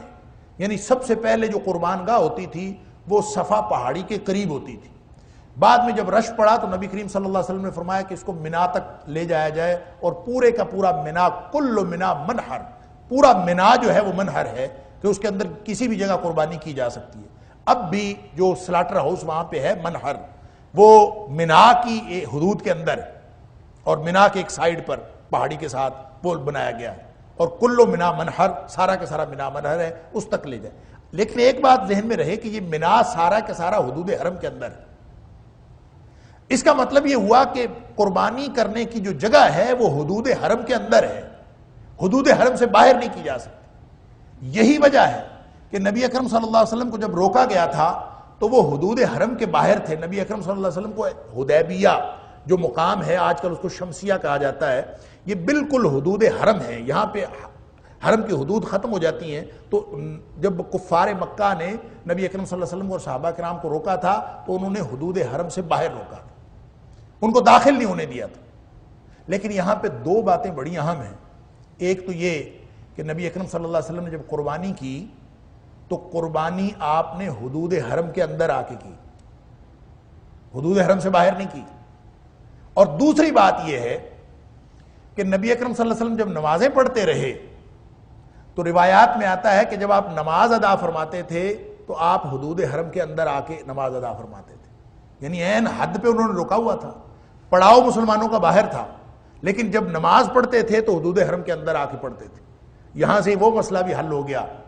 جو ہم حج اور عمرے پہ جاتے ہیں نا تو وہاں پہ ایک مسئلہ کھڑا ہوتا ہے کہ یہ جو 1,00,000 نماز کا ثواب ہے یہ مسجد حرام میں ہے یا حدود حرم کے اندر ہے؟ حدود حرم ظاہر ہے بڑی ہیں اور مسجد حرام چھوٹی ہے، تو پھر جو لوگ وہاں پہ رہ رہے ہوتے ہیں مکہ کے اندر وہ سارے حدود حرم کے اندر رہ رہے ہوتے ہیں، لیکن ہر ایک کی کوشش ہوتی ہے کہ وہ جا کے مسجد حرام میں نماز پڑھے۔ تو مسجد حرام میں نماز پڑھنے سے 1,00,000 نماز کا ثواب ہوتا ہے۔ کچھ لوگ کہتے ہیں کہ نہیں، حدود حرم میں 1,00,000 نماز کا ثواب ہوتا ہے۔ تو نبی اکرم صلی اللہ علیہ وسلم کا یہ طرز عمل بتاتا ہے کہ آپ نے جب حدود حرم کا خیال رکھا اور باہر سے آپ اندر تشریف لائے اور وہاں آ کے نماز پڑھی، تو اس کا مطلب ہے کہ حدود حرم سے باہر اور حدود حرم کے اندر نماز کا فرق ہے، اس لیے آپ اندر نماز ادا کرتے رہے۔ اور دوسرے اس کے بارے میں ایک اور بات جو ہمیں واضح کر دیتی ہے کہ نبی اکرم صلی اللہ علیہ وسلم جب خود حج کرنے کے لیے تشریف لائے تو آپ نے طواف قدوم کیا، یعنی عمرہ ادا کیا، اور عمرہ ادا کرنے کے بعد نبی کریم صلی اللہ علیہ وسلم جب پڑاؤ کیا جبل نور کی طرف تو آپ نے حدود حرم کے اندر تو پڑاؤ کیا، لیکن آپ مسجد حرام میں ان 3-4 دنوں میں ایک نماز پڑھنے کے لیے بھی تشریف نہیں لائے، آپ ساری نمازیں وہاں پہ پڑھتے رہے۔ تو اس سے یہ نتیجہ نکلا کہ حدود حرم کی جو حرمت ہے اس کے احکام اپنی جگہ، اور یہ جو 1,00,000 کا نماز کا ثواب ہے، یہی اس بات سمجھ میں آتی ہے کہ یہ حدود حرم میں ہے۔ نبی اکرم صلی اللہ علیہ وسلم کا طریقہ کار یہی بتاتا ہے۔ دوسری بات یہ کہ جو قربانی کرنے کی جگہ ہے حتیٰ یبلغ الہدی محلہ، یہ بھی حدود حرم ہے کہ قربانی اگرچہ کسی کو روک لیا گیا ہو دور، اگر فَإِنْ أُحْصِرْتُمْ جو ہوا ہے کہ اگر تمہیں روک لیا گیا تو حدود حرم پہ روکا، نبی اکرم صلی اللہ علیہ وسلم کے پاس یہ آپشن تھا کہ آپ قربانی کرتے وقت اندر چلے گئے، لیکن اگر کسی کو روک لیا جائے حدود حرم سے دور ہی، میقات سے احرام باندھ لیا ہے اور حدود حرم سے دور ہی روک لیا ہے، اور وہ قربانی جس جگہ پہ وہ ہے وہ وہاں قربانی کرے گا یا اپنی قربانی حدود حرم میں کرنے کے لیے پہنچائے گا، یہ ایک مختلف فی مسئلہ۔ یہاں پہ جمہور علماء کا خیال یہ ہے کہ کوشش یہی ہوگی اس کی حاجی کی کہ وہ اگر کسی طریقے سے قربانی وہاں پہنچا سکے، چاہے پیسوں کی صورت میں وہاں پہنچا دے اور کسی شخص سے کہہ دے کہ میری قربانی وہاں پہ کر دیں، چاہے اگر اس کے پاس 7 جانور ہے تو وہ جانور کسی طریقے سے وہاں سے پہنچا دے تو اس کو وہیں پہنچانا چاہیے، اور اس وقت تک انتظار کرنا چاہیے جب تک اس کی قربانی حدود حرم میں پہنچ کر ذبح نہ ہو جائے، اس وقت تک وہ حلق نہ کروائے۔ یعنی یہ اس صورت میں ہے اگر وہ روک لیا گیا ہے۔ لیکن ظاہر سی بات ہے اگر اس کو روک لیا گیا ہے تو اس کی قربانی کو کیوں نہیں روکا جائے گا؟ اس لیے یہ لازمی شرط نہیں ہے کہ اس کی قربانی وہیں پہنچے، اگر پہنچا سکتا ہے تو وہاں پہنچائے، اور اگر نہ پہنچا سکے تو پھر حتیٰ یبلغ الہدی محلہ کا معنی یہ ہوگا کہ اس کو اپنے انجام تک پہنچا دیا جائے، قربانی وہاں اسی جگہ کر دی جائے گی اگر وہ روک لیا گیا ہے۔ یہ اس صورت میں ہے اگر اس نے قربانی ساتھ لی۔ قربانی ساتھ لینا یہ عرب کے اندر رواج تھا کہ وہ قربانی کے جانور ساتھ لے جاتے تھے، اور جس کے ساتھ قربانی کا جانور ہو اس کو حج قران کرنا پڑتا ہے، اور جس کے ساتھ قربانی کا جانور نہ ہو اس کو حج افراد بھی کر سکتا ہے، وہ حج تمتع بھی کر سکتا ہے۔ اس کی تینوں اقسام کی بات بعد میں آئے گی، یہاں پہ چونکہ صرف ذکر ہے کہ قربانی کرنے سے پہلے اگر حلق کرنا پڑ جائے یا پھر عمرہ کرنے سے پہلے، وہاں سے پہنچنے سے پہلے راستے میں گھراؤ ہو جائے تو وہیں پہ حلق کرنا پڑ جائے قربانی سے پہلے، تو کیا یہ احرام کی خلاف ورزی ہے کہ نہیں؟ یہاں پہ صرف یہ مسئلہ زیر بحث ہے، کیونکہ یہ احرام کی جو منع کردہ کام ہے ان میں سے ایک کام ہے کہ آپ سر نہیں مڑوا سکتے جب تک آپ احرام کھولنے کی نیت نہ کر لیں، اور احرام کھولنا اس وقت ہے جب آپ نے قربانیاں کرنی ہے اگر آپ کے ساتھ قربانی ہے۔ اور آج کی صورتحال میں یہ ہوگا کہ اگر کوئی شخص عمرہ کر رہا ہے تو ظاہر قربانی تو اس کے پاس نہیں ہوگی، اس کو احرام کی خلاف ورزی کرنی پڑے عمرہ کرنے سے پہلے۔ ابھی اس نے عمرے کی نیت کی ہے اور وہ مسجد حرام پہنچا ہی نہیں ہے، راستے میں روک لیا گیا ہے، تو پھر اس کو وہیں پہ احرام کھول دینا پڑے گا، اور جب وہ احرام کھولے گا تو احرام کھولنے کی نشانی کیا ہے؟ اس کو حلق کروانا پڑے گا۔ اب حلق کروانا یہ عمرہ کرنے سے پہلے اگر اس نے نیت کی ہوئی ہے تو یہ ان ممنوع محظورات احرام میں سے ہے، ممنوع امور میں سے ہے۔ اب اگر وہ یہ کرے گا تو اس کے اوپر فدیہ پڑے گا، قربانی کرنے سے پہلے یا عمرہ کرنے سے پہلے اگر وہ یہ کام کرے گا تو اس کو فدیہ پڑے گا۔ وہ یہاں پہ ذکر ہو رہا ہے کہ اگر فمن کان منکم مریدن، اگر تم میں سے کوئی بیمار ہو جائے، او بہی عدم من راسہ، یا پھر اس کے سر میں کوئی تکلیف ہو، تو اسی کی وہ وضاحت کی ہے کعب بن عجرہ رضی اللہ تعالیٰ عنہ نے کہ ان کے سر میں تکلیف تھی اور ان کو نبی کریم صلی اللہ علیہ وسلم نے فرمایا کہ اپنا سر مڑوا دو۔ اب جس شخص نے، اسی سے یہ نتیجہ نکلتا ہے کعب بن عجرہ والی روایت اور یہ آیت، ففدیۃ من صیام او صدقۃ او نسک، جس کو بھی ایسی کوئی بات کرنی پڑ جائے جو ممنوعات احرام میں سے ہو اور عمرہ کرنے سے پہلے یا پھر قربانی کرنے سے پہلے اس کو یہ احرام کھولنا پڑ جائے تو وہ احرام تو کھول سکتا ہے، لیکن اس کو یہ 3 میں سے کوئی ایک کفارہ ادا کرنا پڑے گا، فدیہ دینا پڑے گا۔ تو احرام کی ممنوع کردہ چیزیں جتنی بھی ہیں وہ اگر انسان عمدن وہ کام کر لے یا غلطی سے وہ کام کر لے، ان میں سے کوئی ایک کام بھی انسان سے سرزد ہو جائے تو یہ کفارہ ادا کرنا پڑے گا۔ اور یہ کفارہ کیا ہے؟ ففدیۃ من صیام او صدقۃ او نسک۔ 3 آپشنز ہیں اس میں، یا تو روزے اور یا پھر صدقہ ہے اور یا پھر نسک۔ اور کعب بن عجرہ کی اس روایت میں یہ ہے کہ نبی اکرم صلی اللہ علیہ وسلم نے فرمایا، ایک تو فرق، آپ نے فرمایا کہ صدقہ کرو او صدقۃ بفرق بین الستہ، 6 آدمیوں کے درمیان فرق کو تقسیم کرو، یہ صدقہ کرو۔ فرق کیا ہے؟ فرق ایک پیمانہ، امام بغوی فرماتے ہیں کہ یہ اصل میں 3 صاع کے برابر تھا، یہ فرق جو پیمانہ تھا نا 3 صاع کے برابر تھا، تو 3 صاع کو تقسیم کرنا ہے 6 لوگوں پر، تو اس کا کیا مطلب ہے کہ نصف صاع پر ہیڈ، 6 مسکینوں کو کھانا کھلانا کہ اس کی مقدار کتنی ہو؟ نصف صاع ہو، اور ایک صاع جو ہے وہ تقریباً 2.5 کلو کا ہوتا ہے، اور اس کا نصف جو ہے وہ تقریباً 1.25 کلو۔ جو بھی اناج کھایا جاتا ہے، جو بھی انسان کا عمومی کھانا ہے، اس کا نصف صاع ایک شخص کو دینا پڑے گا۔ اور اس کی وضاحت دوسری احادیث کے اندر بھی آتی ہے، بخاری شریف کی جو اگلی حدیث ہے، اس حدیث سے اگلی، اس میں بتایا گیا لِكُلِّ مِسْكِينٍ نِصْفُ صَاع، ہر مسکین کے لیے آدھا صاع ہے، نصف صاع۔ تو اس لیے یہ فرق اور سا سے دونوں سے بات یہ واضح ہو گئی. گویا کوئی شخص بھی احرام کی ممنوع کردہ چیزوں میں سے کسی کا ارتکاب کرے تو اس کو 3 روزے رکھنے پڑیں گے، یا پھر 6 مسکینوں کو کھانا کھلانا پڑے گا، اور یا پھر اس کو قربانی کرنی پڑے گی، 1 بکری یا 1 بھیڑ اس کو قربانی کرنی پڑے گی. یہ کفارہ ہو گیا، یہ فدیہ ہو گیا اگر اس نے احرام کی جو ممنوع کردہ چیزیں ہیں ان میں سے کسی کا بھی ارتکاب کر لیا، یا پھر عمرہ کیے بغیر اور قربانی کیے بغیر اس کو اپنا احرام کھولنا پڑ جائے. فَإِذَا أَمِنْتُمْ فَمَنْ تَمَتَّعَ بِالْعُمْرَةِ إِلَى الْحَجِّ فَمَا اسْتَيْسَرَ مِنَ الْحَجِّ. اور جب یہ ایسی کوئی بات نہیں ہے، حالت امن میں تم لوگ ہو، یعنی کسی نے نہیں روکا اور تم پہنچ گئے ہو وہاں، فَمَنْ تَمَتَّعَ بِالْعُمْرَةِ إِلَى الْحَجِّ، جو کوئی فائدہ اٹھائے عمرے کے ساتھ حج تک. یہ ہے وہ مقام جہاں سے حج کی اقسام الگ الگ واضح ہوتی.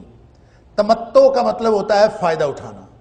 تو جس نے بھی عمرہ کرنا ہے نا وہ گویا حج تمتع کر رہا ہے لفظی اعتبار سے، لیکن اصطلاحی اعتبار سے حج تمتع یعنی جو عمرے سے فائدہ اٹھاتا ہے اس کی بھی آگے 2 اقسام ہیں. عمرے سے فائدہ اٹھانے والوں کی ایک قران ہے اور ایک حج تمتع. ٹوٹل حج ہو گئے 3، یعنی بڑی 2 قسمیں ہو گئیں. ایک وہ جو عمرے کا فائدہ اٹھا رہا ہے اور ایک جو عمرے کا فائدہ نہیں اٹھا رہا. جو فائدہ نہیں اٹھا رہا عمرے کا وہ تو حج افراد کر رہا ہے، مفرد ہے، وہ اس کا اکیلا حج ہے، اس کے اندر عمرے کا کوئی ذکر نہیں. جو فائدہ اٹھا رہا ہے اس میں 2 ہیں، ایک ہے جو حج قران کر رہے ہیں اور ایک ہے جو حج تمتع کر رہے ہیں. حج قران کا مطلب یہ ہے کہ جب میقات پہ پہنچے گا تو وہ عمرہ اور حج دونوں کی نیت کرے گا. اللہم لبیک عمرۃ وحجا، وہ یہ نیت کرے گا کہ اللہ میں عمرے اور حج کی نیت کرتا ہوں. اب وہ احرام کھول نہیں سکتا، جتنے دن بھی وہ مکہ میں رہے وہ حالت احرام میں رہے گا.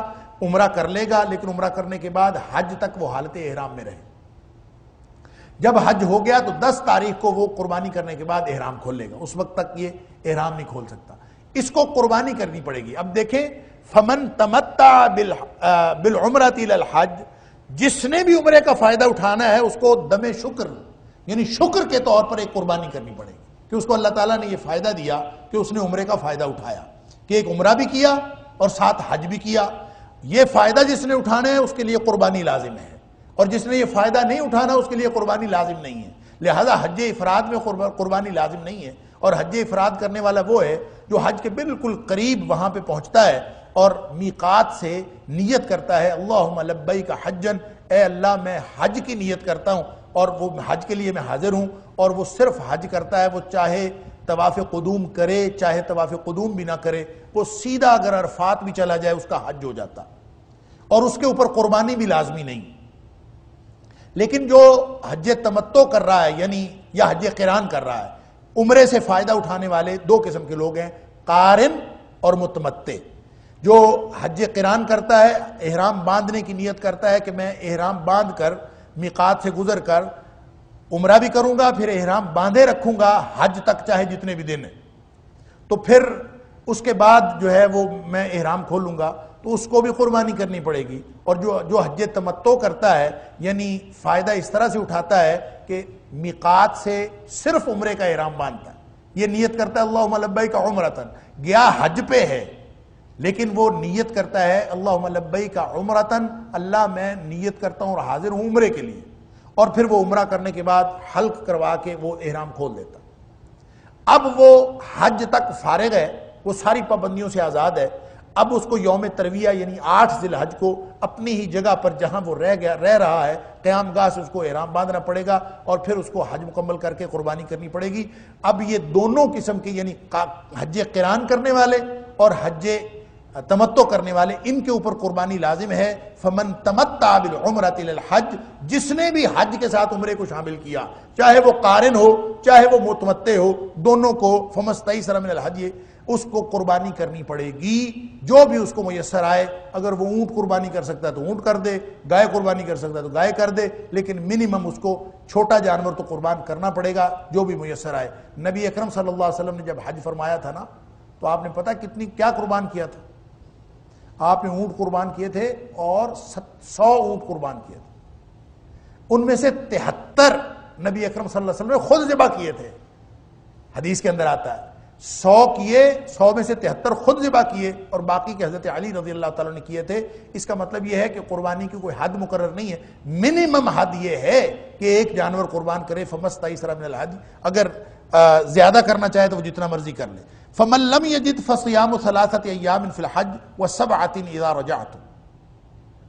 جس کو قربانی میسر نہ ہو، یعنی اگر حج افراد کر رہا ہے تو اس کو تو قربانی کی ضرورت ہی نہیں ہے، لیکن اگر حج قران ہے یا حج تمتع ہے لیکن قربانی اس کے پاس نہیں ہے تو قربانی تو واجب ہے، اس کے بغیر اس کا حج پورا نہیں ہوگا.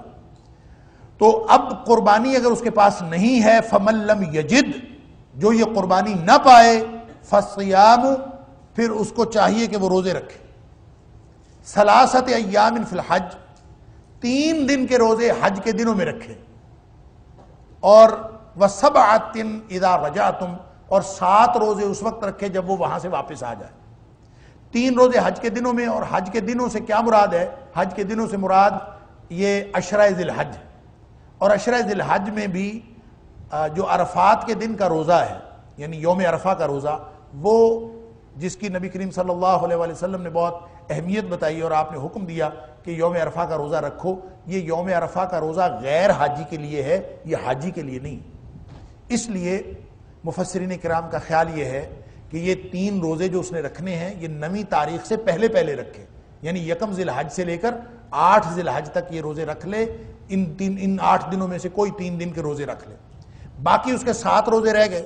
7 روزے وہ جب بھی واپس آئے اپنے ملک یا اپنے گھر آ جائے وہاں پہ رکھ لے، یا اگر حج سے واپس آ گیا ہے منا وغیرہ سے، وہیں پہ بے شک قیام پذیر ہے مکہ کے اندر یا مدینہ کے اندر، تو وہیں پہ بھی وہ روزے رکھ سکتا ہے ایام حج کے بعد. اذا رجعتم کا مطلب گھر واپس آنا بھی ہے اور حج سے واپس آنا بھی ہے، اور جب وہ واپس آ گیا تو یہ روزے رکھ سکتا ہے ایام تشریق کے بعد. ایام تشریق میں اس لیے نہیں رکھ سکتا کہ نبی اکرم صلی اللہ علیہ وسلم نے فرمایا ایام تشریق ایام اکل و شرب، یہ جو تشریق کے دن ہیں یہ کھانے پینے کے دن ہیں، لہٰذا یہ ایام تشریق 11، 12 اور 13 ذی الحج ان دنوں میں نہ رکھے اور اس کے بعد وہ روزے رکھ سکتا ہے. اور یہ 7 روزے وہ رکھے گا، 3 وہاں رکھے گا، ٹوٹل کتنے ہو گئے؟ 10. اللہ تعالیٰ فرماتے ہیں تِلْکَ عَشَرَةٌ کاملہ، یہ 10 پورے ہو گئے. امام قرطبی فرماتے ہیں کہ اللہ کریم نے یہ جو تِلْکَ عَشَرَةٌ کاملہ فرمایا ہے، حالانکہ اللہ کا کلام ہے اور اللہ کے کلام کی بلاغت، اس جیسی بلاغت کس کی ہو سکتی ہے؟ اگر یہاں پہ تِلْکَ عَشَرَہ کہہ دیا جاتا کہ یہ 10 ہو گئے تو بات تو مکمل تھی کہ 3 روزے حج میں رکھ لیے، 7 گھر آ کے رکھ لیے، تِلْکَ عَشَرَہ، یہ 10 ہو گئے. کاملہ کیوں کہا ہے؟ اس کا ایک عمومی مفہوم تو یہ ہے کہ 10 پورے کرنے تھے، 10 پورے ہو گئے، 3 وہاں تھے، 7 یہاں تھے، لہٰذا کہہ دیا تِلْکَ عَشَرَةٌ کاملہ. لیکن امام قرطبی یہاں پہ ایک بہت ہی لطیف نقطے کی طرف اشارہ کرتے ہیں. وہ کہتے ہیں کہ حقیقت بات یہ ہے کہ جو شخص حج کو گیا ہو اور حج کرایا ہو اور متمتع بھی ہو یا قارن ہو، حج تمتع کیا ہے یا حج قران کیا ہے اور قربانی نہیں کر سکا، تو اس کے دل میں یہ خیال آتا ہے کہ میرا حج ناقص ہے. اس کو بتایا جا رہا ہے کہ اگر تو 10 روزے رکھ لے گا، 3 روزے حج کے دنوں میں اور 7 روزے گھر آ کر رکھ لے گا، تو تمہیں جو ثواب ملے گا وہ کامل قربانی کا ثواب ہوگا. تِلْکَ عَشَرَةٌ کاملہ کا مطلب یہ ہے کہ یہ 10 روزے یہ مکمل ہوں گے ثواب کے اعتبار سے جیسا قربانی کا ثواب تھا. لہذا کوئی شخص یہ نہ سمجھے کہ جس کو قربانی میسر نہیں آئی اس کو روزے رکھنے پڑے. اگر اس نے روزے رکھ لیے ہیں تو وہ یہ نہ سمجھے کہ میرے ثواب میں کوئی کمی آئی، اور ثواب اس کا پورا ہے. اور تِلْکَ عَشَرَةٌ کاملہ کا مطلب ہے یہ پورے کے پورے ثواب کا حامل ہوگا. ذَلِكَ لِمَن لَّمْ يَكُنْ أَهْلُهُ حَاضِرَ الْمَسْجِدِ الْحَرَامِ، یہ اس شخص کے لیے فائدے کی بات ہے تمتع کرنا یا قران کرنا، اور یہ عمرے کا فائدہ اٹھانا اس شخص کے لیے ہے جس کا گھر، جس کے اہل خانہ مسجد حرام کے رہنے والے نہ ہوں. حاضر المسجد الحرام، حاضر، ایک تو حاضر کا مطلب ہوتا ہے موجود، ایک حاضر ہے ہزارہ سے. ہزارہ کا مطلب ہوتا ہے تہذیب و تمدن، کسی جگہ ٹھہرنا، قیام کرنا، رہائش گاہ بنانا. تو حاضر، اسی سے الحاضرہ بستی کو بھی کہتے ہیں، کہ کسی بستی قریہ کو الحاضرہ بھی کہہ دیتے ہیں.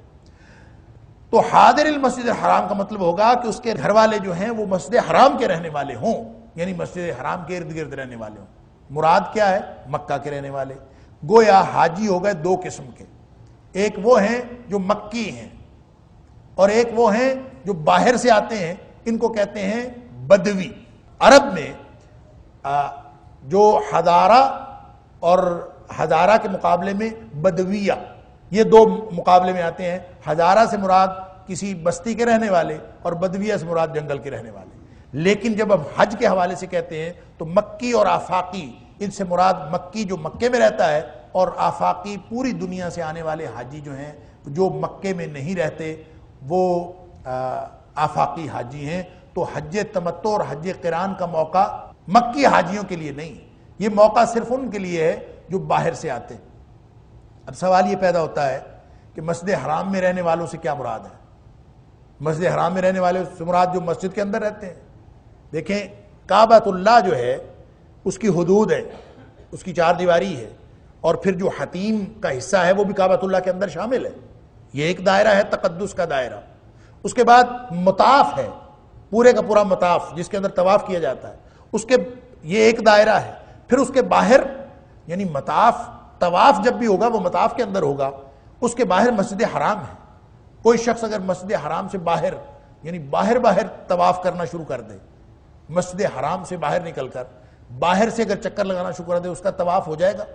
اس کا طواف نہیں ہوگا، طواف ہوگا مطاف کے اندر، وہ دائرہ مسجد حرام کے اندر ہے۔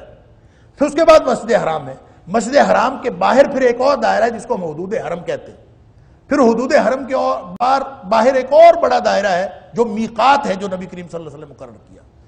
حاجی جب جاتا ہے تو اس نے میقات سے احرام باندھنا ہے، حدود حرم سے پابندیاں شروع ہو جانی۔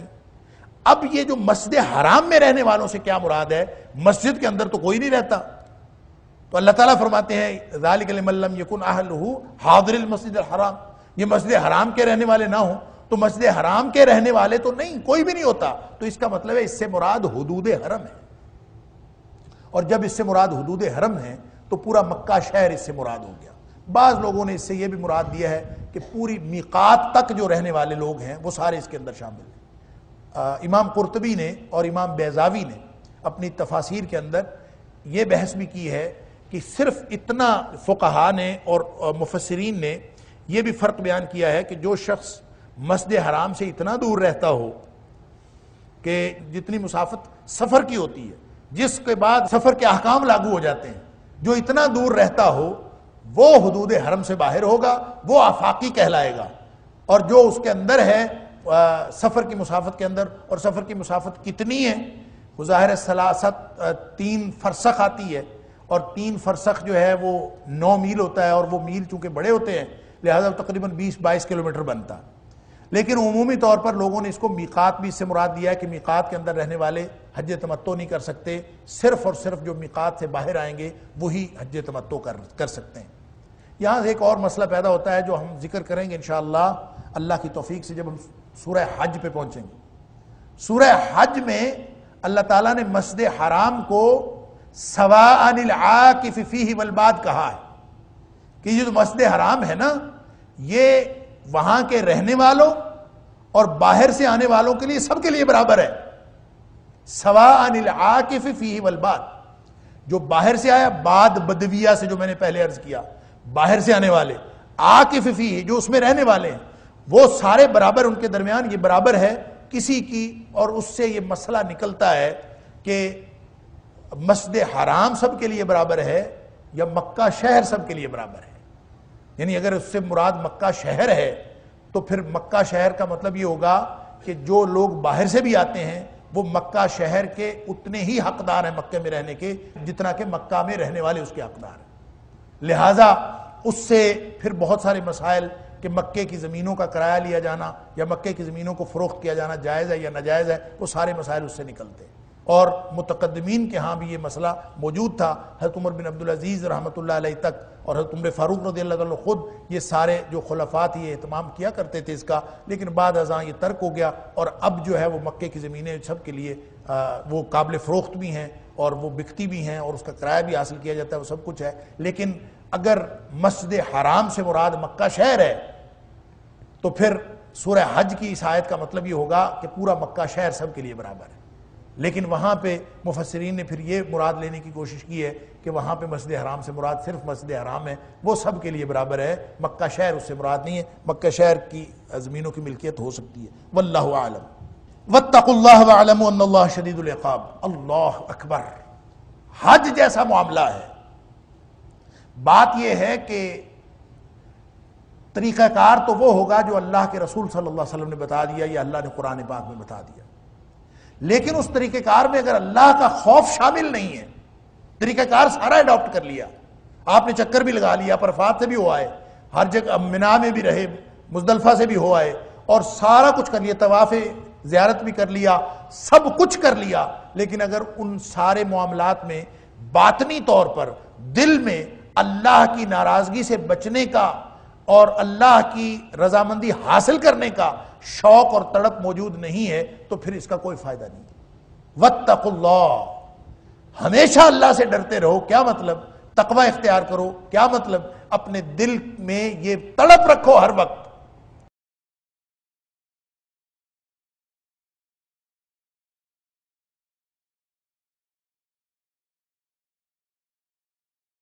کہ میں نے اللہ کی ناراضگی سے بچنا ہے اور اللہ کی رضامندی حاصل کرنا ہے۔ اگر یہ کیفیت پیدا نہیں ہوتی، اگر کوئی شخص حج کر کے آتا ہے اور حج کرنے کے بعد وہ اللہ کی ناراضگی سے بچنے کی کوشش پہلے سے زیادہ نہیں کرتا اور اللہ کی رضامندی حاصل کرنے کی کوشش پہلے سے زیادہ نہیں کرتا، اگر ایسا ہے تو اس کا مطلب یہ ہے کہ اس کا تو حج ہی نہیں۔ حج کا مقصد ہی بنیادی طور پر یہ ہے کہ واتقوا اللہ، اللہ سے ڈرو۔ اور آگے بھی ذکر آئے گا کہ وَتَزَوَّدُوا فَإِنَّ خَيْرَ الزَّادِ التَّقْوَىٰ، کہ اپنا ساز و سامان ساتھ لے لیا کرو حج کے وقت جاتے وقت، اور سب سے بہترین سامان کیا ہے؟ تقویٰ ہے۔ دل کے اندر یہ تڑپ ہو، اللہ کے دربار میں حاضری دینے جا رہا ہوں اور اللہ کے حکم پر جا رہا ہوں، اور جب میں جاؤں گا اور وہاں پہ اللہ کی بندگی کروں گا تو میری زندگی میں یہ تبدیلی واقع ہوگی کہ میں اللہ کی ناراضگی سے بچنے کی کوشش کروں گا اور اللہ کی رضامندی حاصل کرنے کی ہر دم کوشش کرتا رہوں۔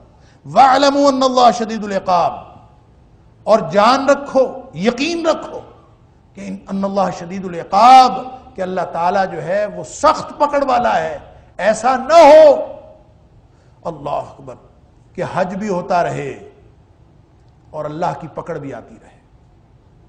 دیکھیں عمر فاروق رضی اللہ تعالیٰ عنہ،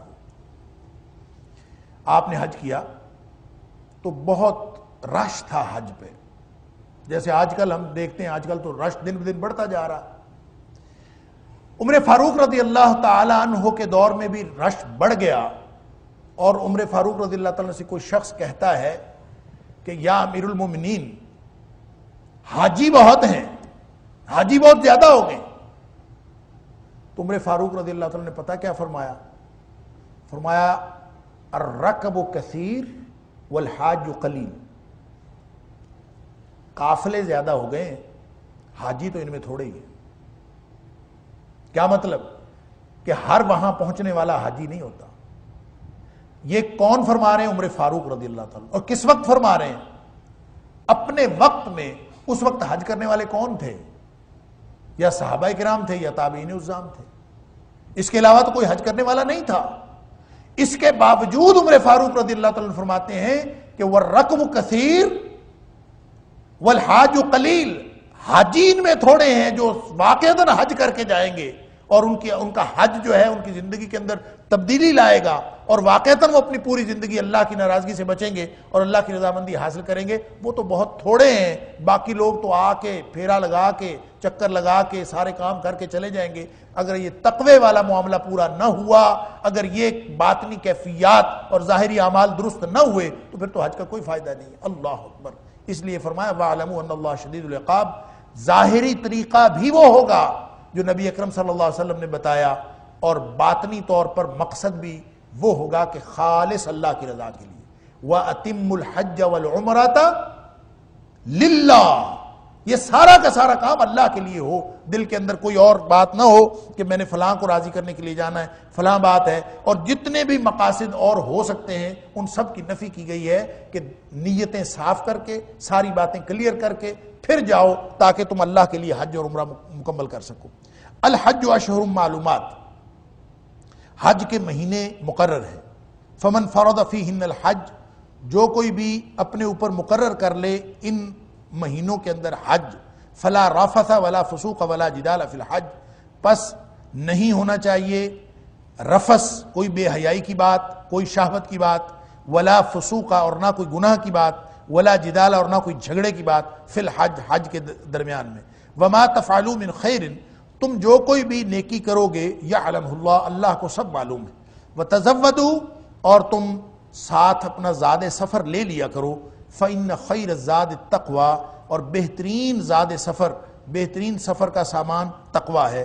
واتقون، اور مجھ سے ہی ڈرتے رہو. یا اولی الالباب، اے عقل والو مجھ سے ڈرتے رہو. دیکھیں پچھلی آیت میں فرمایا تھا کہ وَأَتِمُّ الْحَجَّ وَالْعُمْرَةَ لِلَّهِ، حج اور عمرہ اللہ کے لیے پورا کرو. اب وہاں سے ایک عمومی بات آ رہی تھی، عمومیت کی بات آ رہی تھی کہ حج اور عمرے کے احکام ایک جیسے ہیں. یہاں پہ وہ تخصیص فرما دی کہ عمرہ تو کئی بار ہو سکتا ہے، حج جو ہے وہ صرف اور صرف حج کے مہینوں میں ہو سکتا ہے، علاوہ ازیں نہیں ہو سکتا. الحج اشہر معلومات، حج کے مہینے مقرر ہیں. جو مشرکین مکہ تھے انہوں نے حج کے مہینے تو مقرر کیے تھے، لیکن عمرہ وہ حج کے مہینوں میں نہیں کرتے تھے. وہ عمرہ کرتے تھے، عمرہ کے لیے انہوں نے رجب کا مہینہ مقرر کیا ہوا تھا، اور حج کے مہینے الگ سے مقرر تھے. اور حج کے مہینے کون سے ہیں نبی کریم صلی اللہ علیہ وسلم نے بھی اس کی وضاحت نہیں کی، قرآن نے بھی اس کی کوئی وضاحت نہیں کی. بس صرف یہ بتایا ہے الحج اشہر معلومات، حج کے مہینے جو ہیں مقرر ہیں، معلوم ہے سب کو. وہ اس لیے وضاحت نہیں کی کہ مشرکین مکہ کے اندر اور پورے عرب کے اندر سب کو معلوم تھا کہ حج کے مہینے کون سے ہیں. لہٰذا وہ کون سے ہیں؟ ذوالقعدہ اور ذوالحجہ. شوال سے شروع ہوتا ہے، پھر ذوالقعدہ 2 مہینے، اور ذوالحجہ بعض لوگوں کا خیال یہ ہے کہ جس میں حضرت ابن مسعود رضی اللہ تعالیٰ عنہ، حضرت ابن عمر رضی اللہ تعالیٰ عنہ، اور حضرت مجاہد رحمۃ اللہ علیہ، اور اس طرح کے جو دیگر لوگ ہیں ان کا خیال یہ ہے کہ اس سے مراد، اس میں امام زہری بھی شامل، ان کا خیال یہ ہے کہ اس سے مراد 3 مہینے، یعنی شوال، ذی القعدہ اور ذی الحج، یہ 3 مکمل مہینے جو ہیں حج کے مہینے. لیکن ابن عباس رضی اللہ تعالیٰ عنہ اور حضرت عروہ بن زبیر رضی اللہ تعالیٰ عنہ، اور اس کے علاوہ امام شعبی رحمۃ اللہ علیہ، امام نخعی رحمۃ اللہ علیہ، اور ایک پورا گروہ ہے علماء کا، ان کا خیال یہ ہے کہ یہ جو کہا گیا الحج اشہر معلومات، یہ مقرر تو ہیں اور معلوم بھی تھے سب کو، لیکن یہ 3 مہینے نہیں ہیں بلکہ یہ 2 مہینے 10 دن ہیں. شوال کا پورا مہینہ ہے، اور ذی القعدہ کا پورا مہینہ ہے، اور ذی الحج کا صرف پہلے 10 دن ہیں. یہ یوم النحر تک چونکہ حاجی بیشتر کام سارے کر لیتا ہے، اور یہ 10ویں ذی الحج تک یہ حج کے مہینے مکمل ہو جاتے ہیں. لیکن جو 3 مہینے مکمل کہتے ہیں ان کا خیال یہ ہے، ان کی دلیل یہ ہے کہ ایک تو اگر یہ 2 مہینے ہوتے تو اس کے لیے عربی زبان میں تثنیے کا لفظ الگ ہے، 2 کے لیے شہران آتا، تو ثلاثۃ اشہر جب 3 یا 3 سے زیادہ ہوتا ہے تو اس کے اوپر اشہر یا جمع کا لفظ بولا جا سکتا ہے. تو جمع کا لفظ بولنے سے مطلب یہ ہے کہ یہ 3 یا 3 سے زیادہ ہیں، اس سے کم نہیں ہے، اس لیے وہ 3 مہینوں کو شمار کرتے ہیں. لیکن دوسرے گروہ کا خیال یہ ہے کہ جب تیسرے کا کچھ حصہ بھی شامل ہو گیا تو وہ 3 ہی گنتی میں شمار ہوں گے، اگرچہ وہ 2 مہینے 10 دن ہیں. واللہ عالم. لیکن الحج اشہر معلومات، یہ 3 مہینے مقرر ہیں. اس کی وجہ یہ ہے کہ حج کا احرام انہی مہینوں میں باندھا جا سکتا ہے، اس کے علاوہ نہیں باندھا جا سکتا. اگر ہم اگلے 20 دن بھی شامل کر لیتے ہیں 10 کے بعد تو اس میں تو حج کا احرام نہیں باندھا جا سکتا. تو اس لیے زیادہ درست بات یہی محسوس ہوتی ہے کہ یہ پہلے جو حج کے دنوں تک اس کو شامل کیا جا سکتا ہے. اور حج کے دن کون سے ہیں؟ وہ ظاہر ہے کہ 10 ذی الحج کو، اور اس کے بعد جو ایام تشریق اس میں شامل ہوتے ہیں، تو یہ سارے ملا کے یہ ایام حج. اور یہ سب کو معلوم تھے، اس لیے نبی اکرم صلی اللہ علیہ وسلم نے اس کی وضاحت نہیں فرمائی، اور کسی نے بھی اس کی وضاحت نہیں کی. البتہ ائمہ کا اپنا اپنا خیال ہے کہ اس سے مراد پورے 3 مہینے ہیں یا 2.25 مہینے. اب بات یہ ہے کہ حج تو صرف ان میں ہوتا ہے. گویا جو شخص حج کا احرام باندھے شوال سے پہلے، وہ اس کا احرام نہیں ہوگا. وہ ایسے ہی ہے جیسے ابھی وقت نہیں آیا نماز کا اور وہ نماز پڑھنا شروع کر دے. تو جس نے احرام باندھنا ہے حج کا وہ احرام شوال میں ہی باندھ سکتا ہے, اس سے پہلے وہ احرام نہیں باندھے گا. البتہ عمرے کا احرام وہ ہمیشہ باندھا جا سکتا ہے. مشرکین مکہ کے ہاں ایک بد عادت تھی, ایک بد رسم تھی, انہوں نے خود سے کچھ چیزیں مقرر کر لی تھی ملت ابراہیمی کے اندر. اس میں ایک بات یہ تھی کہ حج کے ساتھ عمرے کو ساتھ شامل نہیں کیا جا سکتا. عمرے کو وہ الگ الگ ادا کرتے تھے اور حج کے دنوں میں صرف حج ادا کرتے تھے. اس لیے فرمایا کہ حج کے مہینے تو مقرر ہیں, البتہ عمرے کا کوئی مہینہ مقرر نہیں ہے. عمرہ الگ بھی ادا کیا جا سکتا ہے اور عمرہ حج کے دنوں میں بھی ادا کیا جا سکتا ہے. اور یہ تمتع, یہ فائدہ اٹھانا اللہ کریم نے جائز قرار دے دیا کہ جو شخص وہاں آیا ہے, ہو سکتا ہے زندگی میں دوبارہ اس کو آنا نصیب ہو یا نہ ہو. جو لوگ وہاں پہ مقامی ہیں وہ تو ظاہر ہے بار بار جا سکتے ہیں, لہذا ان کے لیے یہ کنسیشن نہیں ہے. وہ عمرہ نہیں کر سکتے, عمرہ صرف وہ کر سکتے ہیں جو باہر سے آئیں. لہذا الحج و اشہر معلومات, حج کے مہینے مقرر ہیں, عمرے کا کوئی مہینہ مقرر نہیں ہے, وہ جب مرضی ہو سکتا ہے. فمن فرض فیہن الحج, ان میں حج کرنا اپنے اوپر مقرر کر لے. اس کے اوپر کچھ پابندیوں کا ذکر ہے. یہاں پہ ایک بات جو ابن قیم رحمہ اللہ نے فرمائی زاد المعاد کے اندر, کہ یہ جو عمرے, حاجی تو حج کا احرام باندھتا ہے, وہ چاہے میقات سے باندھے, اور اگر وہ وہاں پہ رہ رہا ہے, مکی ہے, آفاقی ہے تو میقات سے احرام باندھے گا. اگر وہ مکی ہے تو وہ کہاں سے احرام باندھے گا؟ مکی کہاں سے احرام باندھے گا؟ اس کے لیے ایک حکم تو وہ ہے جو نبی کریم صلی اللہ علیہ وسلم نے فرمایا کہ جس دن حج کے لیے احرام باندھنا ہے مکہ میں اپنی رہائش گاہ سے احرام باندھنا ہے. تو مکہ سے اپنی رہائش گاہ ہی احرام باندھنے کے لیے ہے. یہ تو حج کے بارے میں حکم ہے. اب اگر وہ مکی جو ہے وہ عمرہ کرنا چاہتا ہے تو وہ کہاں سے عمرہ کرے گا؟ تو اس کے لیے نبی اکرم صلی اللہ علیہ وآلہ وسلم نے جب حضرت عائشہ صدیقہ رضی اللہ تعالیٰ عنہ کو عمرہ کرنے کے لیے یہ حدود حرم سے باہر جانے کا حکم دیا تھا, تنعیم جہاں پہ آج کل مسجد عائشہ ہے, باہر جانے کا حکم دیا تھا. اس لیے حدود حرم میں جو رہنے والے مکی افراد ہیں وہ اگر عمرہ کرنا چاہیں تو ان کو عمرہ کے لیے حل پر جانا پڑے گا, یعنی حدود حرم سے باہر جانا پڑے گا. اسی لیے وہ جو مسجد عائشہ کے اندر آپ دیکھتے ہیں کہ غسل خانے بہت بنائے گئے ہیں اور احرام باندھنے کے لیے انتظامات کیے گئے ہیں, وہ اصل میں مکی حاجیوں کے لیے ہیں کہ جو مکی لوگ ہیں وہ اگر عمرہ کرنا چاہیں تو ان کو حدود حرم سے باہر جائیں, اور حدود حرم میں سب سے قریب ترین جو حدود وہ تنعیم ہے, مسجد عائشہ جہاں بنی ہوئی ہے, اس لیے لوگ وہاں جائیں اور وہاں سے احرام باندھ کے آ جائیں جنہوں نے عمرہ کرنا ہے اور وہ مکی ہوں. یہ آفاقیوں کے لیے نہیں ہے. آفاقی جو ہیں وہ عمرے کا احرام باندھیں گے میقات سے, اور وہاں آ کے جب رہ رہے ہوں گے تو جس دن یوم ترویہ ہوگا اس دن وہ حج کا احرام باندھیں گے, اپنے قیام گاہ سے باندھیں گے. ہل سے باہر جا کے عمرہ کرنا ان کے لیے یہ جائز ہے یا ناجائز ہے, اس کے بارے میں علماء کا بہت شدید قسم کا اختلاف. بہت سارے لوگ یہ کہتے ہیں کہ چونکہ وہ وہاں پہ موجود ہے اور وہاں پہ ہر موجود شخص عمرہ کرنے کے لیے اگر نیت کرے تو اس کو حالت حدود حرم سے باہر جانا پڑے گا, اور حدود حرم سے وہ باہر جائے اور جتنی دفعہ مرضی عمرہ کرنا چاہے وہ کر سکتا ہے. تو علامہ ابن قیم نے زاد المعاد کے اندر لکھا ہے کہ 2 قسم کے عمروں کے علاوہ عمرے اور قسم کے عمرے ہیں ہی نہیں, غیر مشروع. وہ کہتے ہیں ثابت ہی نہیں ہے. وہ کہتے ہیں نبی کریم صلی اللہ علیہ وسلم سے صرف 2 قسم کے عمرے ثابت ہیں. ایک عمرہ تو وہ ہے جو حج کے ساتھ آپ نے کیا, اور صحابہ کرام بھی یہی عمرے کرتے تھے کہ حج کے ساتھ جو گئے وہ حج قران کیا ہے تو وہ تب عمرہ ہو گیا, حج تمتع کیا ہے تب عمرہ ہو گیا. ایک تو وہ عمرہ. دوسرا عمرہ وہ ہے جو مفرد عمرہ ہے, صرف عمرے کا احرام باندھ کے آپ میقات سے آئے ہیں, میقات سے سفر ہی صرف عمرے کے لیے کیا. اس کے علاوہ چونکہ نبی کریم صلی اللہ علیہ وسلم سے عمرہ ثابت نہیں ہے, اس لیے اس کے علاوہ کوئی اور عمرہ مشروع بھی نہیں ہے, یعنی جائز بھی نہیں ہے. ان کا خیال یہ بس 2 ہی عمرے جائز ہیں, یہ جو بار بار باہر جانا ہے اور آنا ہے. لیکن اگرچہ بہت سارے لوگوں کے فتاوا موجود ہیں, علماء اس کو جائز قرار دیتے ہیں, لہذا اس کو حرام تو قرار نہیں دیا جا سکتا. لوگ جو جائز قرار دیتے ہیں وہ جاتے ہیں اور عمرہ کرتے ہیں. نبی کریم صلی اللہ علیہ وسلم نے جس چیز کی سب سے زیادہ فضیلت بیان فرمائی ہے کہ حاجی اگر حج تمتع کر رہا ہے اور وہاں جو درمیانی دن ہے جن میں وہ فائدہ اٹھا رہا ہے، وہ کیا فائدہ اٹھائے گا؟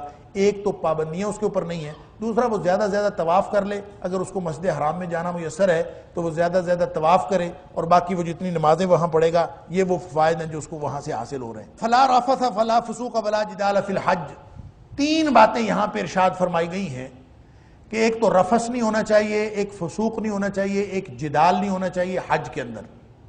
اصل بات تو یہ ہے کہ حج کے اندر کوئی گناہ بھی نہیں ہونا چاہیے، کسی بھی قسم کی برائی نہیں ہونی چاہیے، لیکن یہ تین باتیں بالخصوص فرمائی ہیں کہ تم حج کرنے کے لیے گئے ہو تو کچھ پابندیاں تو وہ ہیں جو حدود حرم کی پابندیاں، آپ کسی جانور کا شکار نہیں کر سکتے، حتیٰ کہ کسی جانور کو ڈرا بھی نہیں سکتے، وہاں کے درخت نہیں اکھاڑے جا سکتے، وہاں کی گھاس نہیں اکھاڑی جا سکتی سوائے ایک ازخر گھاس کے، کسی کو نہیں اکھاڑا جا سکتا، یہ وہاں کے حدود حرم کی اپنی پابندیاں۔ پھر حج کی اپنی پابندیاں ہیں کہ تم حج کرنے کے لیے جا رہے ہو تو حج کے اندر رفث اور فسوق اور جدال تو بالکل نہیں ہونا چاہیے۔ یہاں پہ یہ نہیں کہا لا ترفثو، یہ نہیں ہے، یہ نفی ہے۔ نہیں ہوتی ہے منع کرنا، کہ اللہ قرآن میں منع کر دیتا کہ لا ترفثو ولا تفسقو ولا تجادلو، کہ نہ تم کوئی رفث والی بات کرو، کوئی شہوت رانی کی کوئی بات کرو، نہ ہی کوئی گناہ کی بات کرو، نہ ہی کوئی تم جھگڑے والی بات کرو، ایسا نہیں ہے، یہ نہیں ہے بلکہ یہ نفی ہے۔ تو مفسرین کرام کا خیال یہ ہے کہ یہ یہاں پہ بڑا لطیف فرق ہے نہیں اور نفی کا۔ نفی اس لیے ہے کہ یہ تینوں کام حج کے علاوہ بھی جہاں تک نہیں کا تعلق ہے، منع تو یہ حج کے علاوہ بھی ہیں، لیکن حج کے اندر تو ان کا سوال ہی پیدا نہیں ہوتا، ان کا وجود کیا، ان کا خیال تک نہیں ہونا چاہیے، اس لیے اللہ کریم نے یہاں پہ نفی کا پیرایا استعمال کیا ہے، نہیں کا پیرایا استعمال نہیں کیا۔ اگر یہاں پہ نہیں کا پیرایا استعمال ہوتا تو پھر اس کا مطلب یہ ہوتا کہ یہاں پہ منع کیا گیا ہے۔ منع تو وہ عمومی زندگی میں بھی ہے، عمومی زندگی میں بھی یہ ہر طرح کی شہوت رانی حرام نہیں ہے، جہاں پہ میاں بیوی آپس میں کوئی شہوت رانی کی بات کرے وہ جائز ہے، لیکن حج کے اندر جو جائز شہوت رانی ہے وہ بھی ناجائز ہو جاتی ہے کسی بھی قسم کا۔ رفث، لفظ رفث کا معنی ہوتا ہے رغبت کرنا، ہر وہ رغبت جو جنسی میلان ہوتا ہے وہ چاہے قول سے ہو چاہے فعل سے ہو وہ رفث میں آتی ہے، یعنی صرف بات کرنا یہ بھی رفث ہے۔ اور حج کے اندر خصوصی طور پر اس کی ممانعت کی وجہ یہ ہے کہ حج کے اندر اس کے مواقع بہت زیادہ آتے ہیں۔ ایک تو یہ کہ خاص طور پر اگر میاں بیوی اکٹھے حج کرنے کے لیے گئے تو وہ حالت احرام میں کوئی میاں اپنی بیوی کا ہاتھ بھی شہوت کی نیت سے نہیں پکڑ سکتا، البتہ کسی ضرورت ہو، کسی کی مدد کرنی ہو تو وہ کر سکتا ہے، وگرنہ اگر اس نے شہوت کی نیت سے صرف ہاتھ پکڑا یا ایون شہوت کی غرض سے دیکھا تو یہ حج کے منافی ہے۔ اور یہ اتنا سینسٹیو معاملہ ہے کہ اگر حج کے دوران حالت احرام میں اگر میاں بیوی آپس میں تعلق قائم کر بیٹھتے ہیں تو اس کا پورا حج خراب ہو جاتا ہے، حج فسخ ہو گیا، ختم ہو گیا، اور اس کا حج کنسیڈر ہی نہیں ہوگا، منسوخ ہو گیا۔ اب اس نے کیا کرنا ہے؟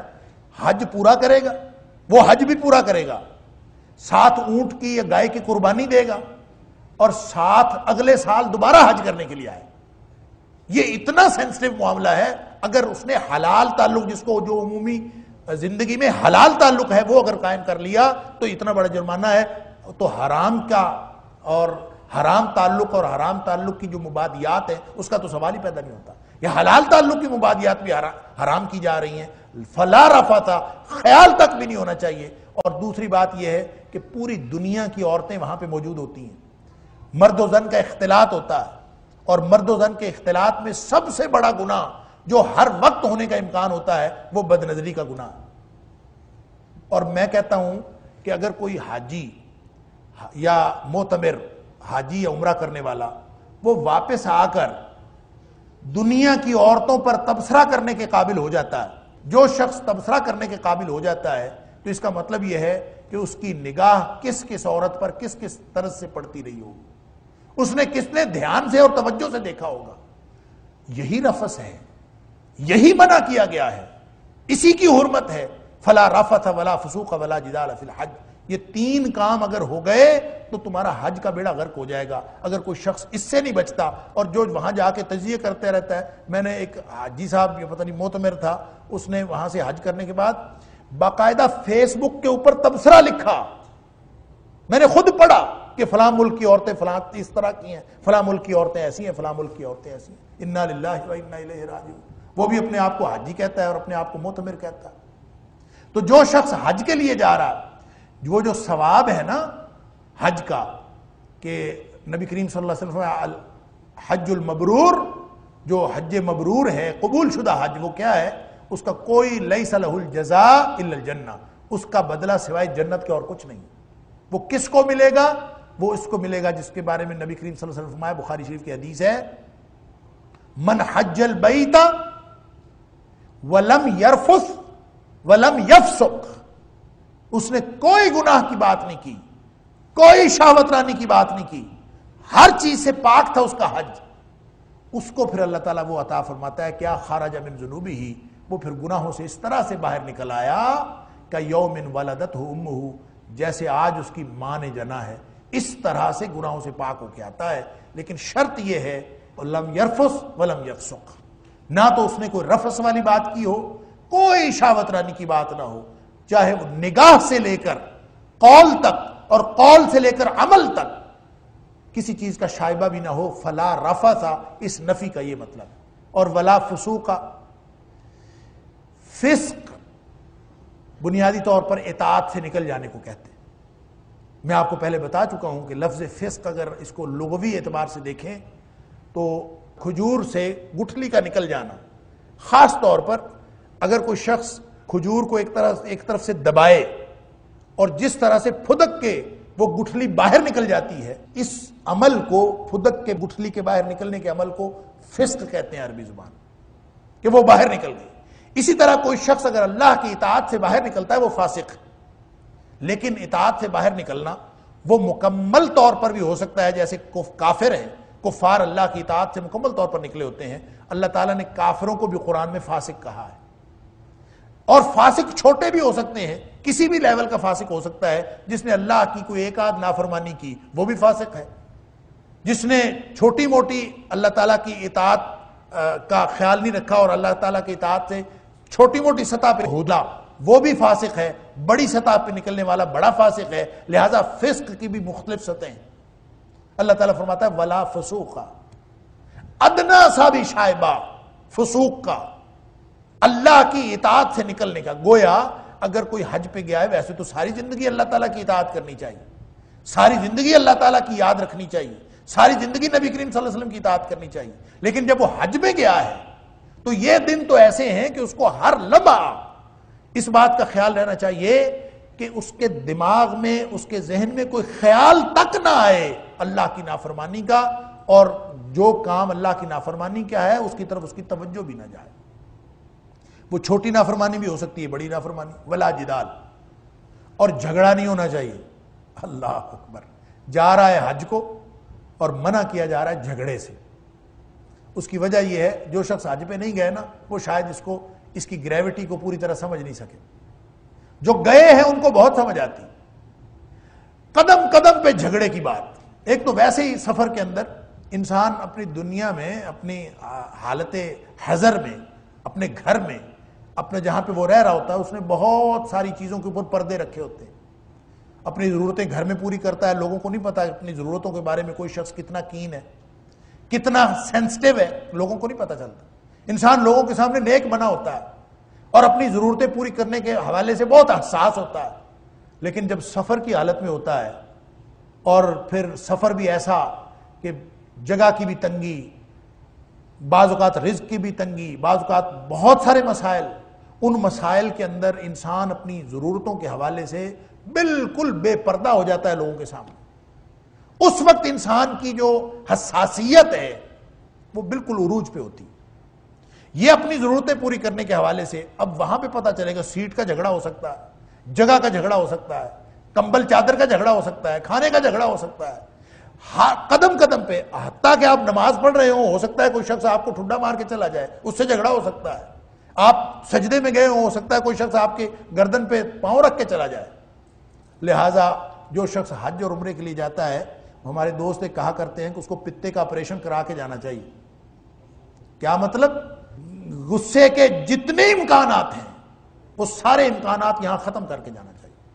اگر وہ یہ ختم کر کے نہیں جائے گا، یہ سوچ کے نہیں جائے گا کہ میں نے کسی سے نہیں لڑنا، جو مرضی ہو جائے، ٹرین گزر جائے اوپر سے پھر بھی نہیں لڑنا، جو مرضی ہو جائے نہیں لڑنا. جس نے یہ نہیں سوچا اس کی لڑائی تو جگہ جگہ پہ ہو. اور خاص طور پہ اگر میاں بیوی اکٹھے گئے ہیں نا، سبحان اللہ، ان کی لڑائی تو پکی. یہ وہ امکانات ہیں حج میں جو اللہ تعالیٰ نے ختم کی ہیں. فلا رفث ولا فسوق ولا جدال، یہ ساری چیزیں ختم کر کے حج پہ جائے گا تو پھر اس کو حج کا فائدہ ہوگا. اور اگر کسی نے ان چیزوں کو بھی اپنانا ہے اور ان کو بھی ترک نہیں کرنا تو پھر حج کرنے کا کوئی فائدہ نہیں.